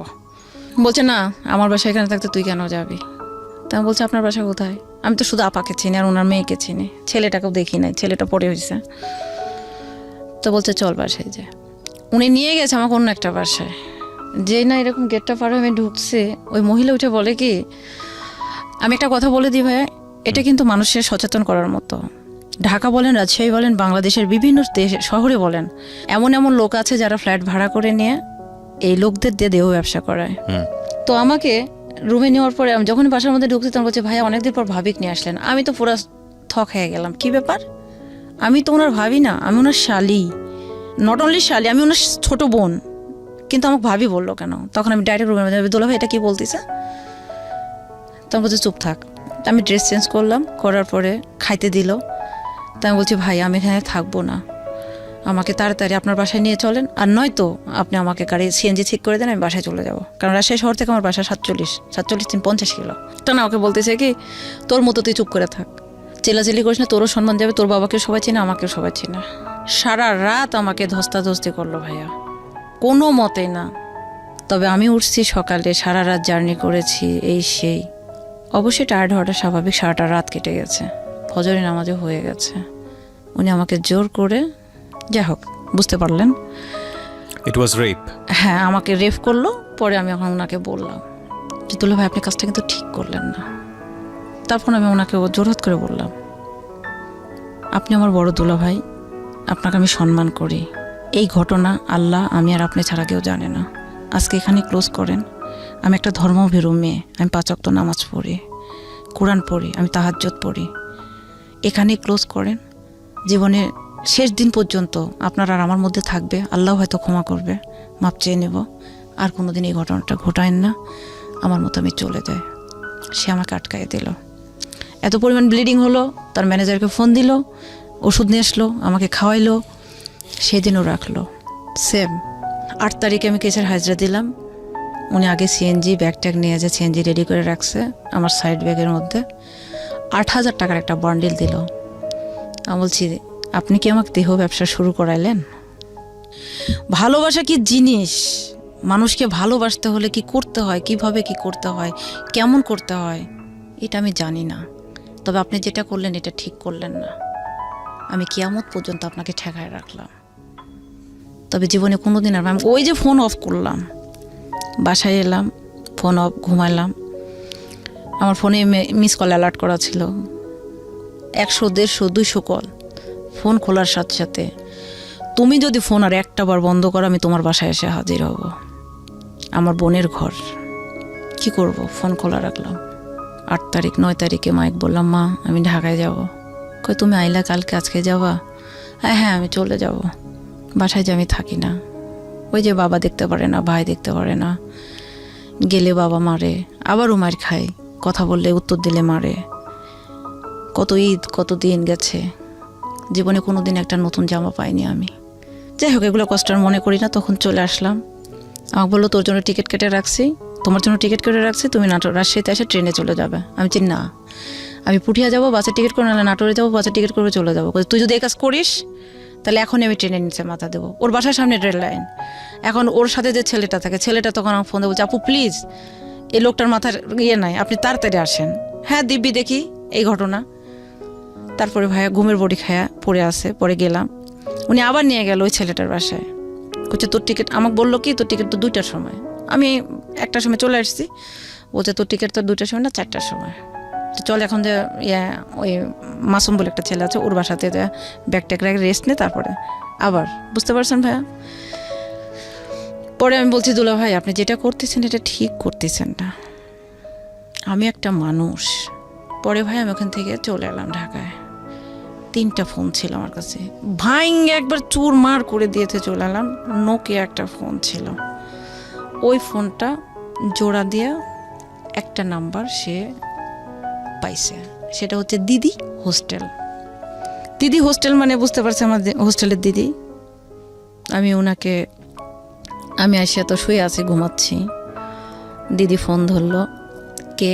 হচ্ছে আমি ওর বড় ভাই বলতেছি বাসা থেকে, ওনাকে ফোন দেন। তখন দিদি এসে বলতেছে, সুইটি, উনি আমার কিউট ডাকতো, কিউট দেখ তোর ফোন আসছে। কে দিদি? তোর বাসা থেকে। আমি না দিদি ইম্পসিবল, আমার বাসার কেউ নাম্বার জানে না, আপনার ফোন দেবে কেউ না, ওটা ভুয়া, আপনি চলে যান। চলে গেছে। আবার ধরে বলছে, তুমি এখন এই মুহূর্তে ফোন না কিনলে আমি কিন্তু একের তোমার বাসায় যাব, আমি সম্পূর্ণ তছনছ করে হলাই দেব। তোমার বাবাকে আমি রোডে ফেলে দেব, তোমার ভাইকে আমি মার্ডার কেসের আসামি বানাবো, আর তোমার নামে এই যে যেগুলো করছি সব ভিডিও করছি আমি নেটে ছেড়ে দেব। কি করতে পারেন আপনি? তখন 10,000 টাকা সুন্দরবন কুরিয়ার সার্ভিসে কারওয়ান বাজার শাখায় পাঠাইলো। আমি নিয়ে ফোন তুললাম। ফোন তোলার পরে এই ফোন, একদিন আমি ফোন বন্ধ, আমি যে না আপনারা আমাকে কখনো ফোন দিবেন না, কোনো যোগাযোগ করেন। ফোন বন্ধ রাখছি, সে মরফিন তো ইঞ্জেকশন। আপনাকে যেগুলো ব্ল্যাকমেইল করছে, আপনি চাইলে তো ফোনে রেকর্ড করতে পারতেন। রেকর্ড করে লাভ নাই তো ভাইয়া, কারণ ওদের তো দাপট। আমি বলি, ওর বড় ভাই একটা মেয়ের সাথে সম্পর্ক করে বাচ্চা হয়েছে, সে বাচ্চা ডিএনএ টেস্ট করার পরে তার বাচ্চা, তারপরও তারা সম্পূর্ণ প্রমাণ লোপাট করে দুনিয়ার বুকে তারা বাহাদুরি করতেছে। এদের কাছে পারবেন না। তারপরে আমি ফোন তো তখন আমি রেকর্ড সিস্টেম আমি তো জানি না ভাই, আমি তো ফোনে ইউজ করতে পারি না। Exactly, that is the point. তারপরে আমি ভাইয়া চাকরিটা আমি তখন আমাকে চাকরি করতে দেবে না, চাকরিটা ছেড়ে দিল। পরে ভাই নকল কাগজপাতি বানায় এনেছে, হোস্টেলে দেখায় আমাকে হোস্টেল থেকে বার করলো, সে আমার বউ। তখন আমি ইডেন কলেজে অলরেডি অ্যাডমিশন নিয়ে নিয়েছি। ইডেনে মানে অনলাইনে ফর্ম পূরণ করে দিলাম। ইডেনে কিসের অ্যাডমিশন নিয়েছেন? মাস্টার্সে। আমি প্রথম চয়েস দিলাম বাংলা কলেজ, দ্বিতীয় দিলাম তিতুমির। আমি জানতাম না যে ঢাকা কলেজ ছেলেদের, আমি ঢাকা কলেজে দিয়েছি। বলছি ঢাকা কলেজ না, হবে না, ইডেন কলেজ হবে। ইডেন কলেজে দিল। পরে আমার চান্স হয়ে গেল ইডেন কলেজে জিওগ্রাফিতে। এরপরে ভাইয়া আমার লাইফের মোড়টা ঘুরে গেল। একটা মেয়ে, আমি সংক্ষিপ্ত নামটা বলি, রমা। ও এখন একটা কলেজের লেকচারার। এর সাথে কিন্তু আমি এলএলবিতে ভর্তি হয়েছি। আমি 2 শিফটে, একটা হচ্ছে এখানে হচ্ছে বেলা 1:15 থেকে 3:30 পর্যন্ত ক্লাস ইডেনে, আর ওইখানে হচ্ছে লতে আবার হচ্ছে বিকেল 5:30 থেকে রাত 8:30 ক্লাস এলএলবিতে। হ্যাঁ, লর আর এই আপনি ইংলিশে দুটো পড়ছেন, আপনি খরচপাতি পেতেন কোথায়? এটাই তো বলছি আপনাকে। আচ্ছা, ওই যে এখানে একটা প্রশ্ন আছে। ও বললো, হ্যাঁ, ও বললো খরচ, মানে ও তো টোটালি এখন আমাকে বউ বানাইলো, মানে কাগজপাতি কিন্তু এও এটা নকল আপনার- বানাইলো। এতে ফ্যামিলিতে সমস্যা হচ্ছে না? কারণ ওর তো বউ ছিল, বাচ্চা ছিল। ওরা তো কেউ জানেই না, আমি তো আমার ফ্যামিলিকে জানি না। আজকে 9 বছর যাবত এই জিনিসটা আমার কলেজের মধ্যে পৌঁছে যাচ্ছে, শুধু আমি ছাড়া কেউ জানে না তো। ফর দ্য ফার্স্ট টাইম আপনি রেডিওতে এটা কনফেস হ্যাঁ, করছেন। আমি বলছি। পরে আমার বান্ধবী, তখন আমি বললাম, মানে ক্লাস মিস করছে, আমার বান্ধবী বলছে কি ব্যাপার তুমি ক্লাসে আসো না কেন? তো আমার রোল হচ্ছে 1, ওর হচ্ছে 2। তো ফর্মটাতে ছবি একটা বাঁকা হয়েছে, তো আমাকে ম্যাডাম বলতেছে তোমার ছবিটা একটু বাঁকা হয়েছে, ঠিক করো। তা আমি ছবিটা ঠিক করতে যাই, আমি মেয়েটা ছবি মানে রমা যায় ছবিটা ফর্মটা জমা দিয়েছে ওরটা, তাহলে ওর হয়ে গেল 1 রোল, আমার হয়ে গেল 2। তো এই হিসেবে ও তখন বললো যে তুমি কিছু, তখন ওই যে দিদি যার নাম্বারে ফোন দিয়েছিল, ও দিদি ওর খুব শখ, উনি আবার রবীন্দ্র ভারতীতে ইংলিশ অনার্স করছে, এখন হাবিবুল্লাহ বাহারে আছে। উনি বলতেছে কেউ তোমার কলেজ আমাকে একটু নিয়ে যাবা, আমার খুব শখ ইডেন কলেজে যাবো। আমি যে ঠিক আছে দিদি যাবে। ইডেনে আপনি কিসে ভর্তি হলেন? আমি ইডেনে ভর্তি হলাম জিওগ্রাফিতে। জিওগ্রাফিতে মাস্টার্স নাকি? মাস্টার্সে। হ্যাঁ, আমি তো ডিগ্রি ওই যে বললাম চাকরি করতাম, ওখানে যে পরীক্ষা দিয়ে পাশ করে আসলাম। পরে এখানে যাই আমি, ইডেনে দিদি গেল, তখন ও আমাকে বলতেছে, রমা তখন আমাকে বলতেছে তোমার আর আমার রোল তো পাশাপাশি, আমি তো আসতে পারবো না, আমি বিবাহিতা, আমার হাজব্যান্ড আছে, আমার বাচ্চা আছে, আমার হাজব্যান্ড চাকরি করে এবং সে অসুস্থ, তা আমি তো রেগুলার আসতে পারবো না, আমি পাবনাতে থাকি, তুমি যদি ফোন নাম্বারটা দিতা আমি তোমার থেকে সব খোঁজখবর নিতাম। তখন আমি বলছি যে না, আমি নাম্বার দিব না। তখন দিদি বলছে দাও, মেয়েটা ভালো আছে, দিয়ে দিলাম। তখন আমি ক্লাস মিস করছি, ও বলছে তুমি ক্লাস মিস করো। আমি বলছি দেখো আমি তো চাকরি করি, তো ভাই ভূগোলে কিন্তু পড়ার চাইতে প্র্যাকটিক্যালটা বেশি। তো আমি ওকে বললাম যে আমি তো ক্লাস করতে পারি না, কারণ আমি ক্লাস করলে চাকরি হয় না, চাকরি না করলে বলছে তুমি টাকা আমি বাসা থেকে কোনো টাকা নিই না, একে তো নিই না, দ্বিতীয়ত দেওয়ার মতো অ্যাবিলিটিও নেই। পরে আমাকে বললো যে তুমি কিছু মনে না করলে তোমার পড়ার খরচটা যদি আমি দিই। তাই আমি বলছি তোমার কাছে কেন আমি ছোট হব? বলছে আমি তো ছেলে না যে আমার কোনো ডিমান্ড থাকবে। আপনি বিশ্বাস করবেন না ভাই, 2012 সাল থেকে এখন পর্যন্ত সে আমার পায়ের স্যান্ডেল থেকে শুরু করে মাথার শ্যাম্পু, আমার চুল আপনি দেখেন নাই, চুলে রিবন্ডিং করা, চুলে কালার করা, ভুরু প্লাক করা, ফেসিয়াল করা, শুধু পার্লারে বলবে যে দিদি ও যাচ্ছে, আমি অল এভরিথিং করে 10,000 হোক, 5,000 হোক, 15,000 হোক, বিলও দিয়ে চলে আসে। কেন দেয়? আমাকে ভালোবাসে। বাট আপনাদের মানে শুধু একদিনের দেখাতে এই ধরনের সম্পর্কটা খুব রেয়ার না? কি করেছেন আপনি ওর জন্য? ওর জন্য আমি কি করেছি শুনবেন? স্যার সাজেশন দিয়েছে, সাজেশনটা যে কুরিয়ার করছি, চলে গেছে ওর বাসায়, ওর কাছে। মানে আপনি এখানে থেকে যত ধরনের সাপোর্ট মানে দরকার, যত রকমের পড়াশোনার সাপোর্ট, ইভেন ওকে মনে করেন ভোর 6টার সময় এখান থেকে যে ওকে বাসায় যে নেমে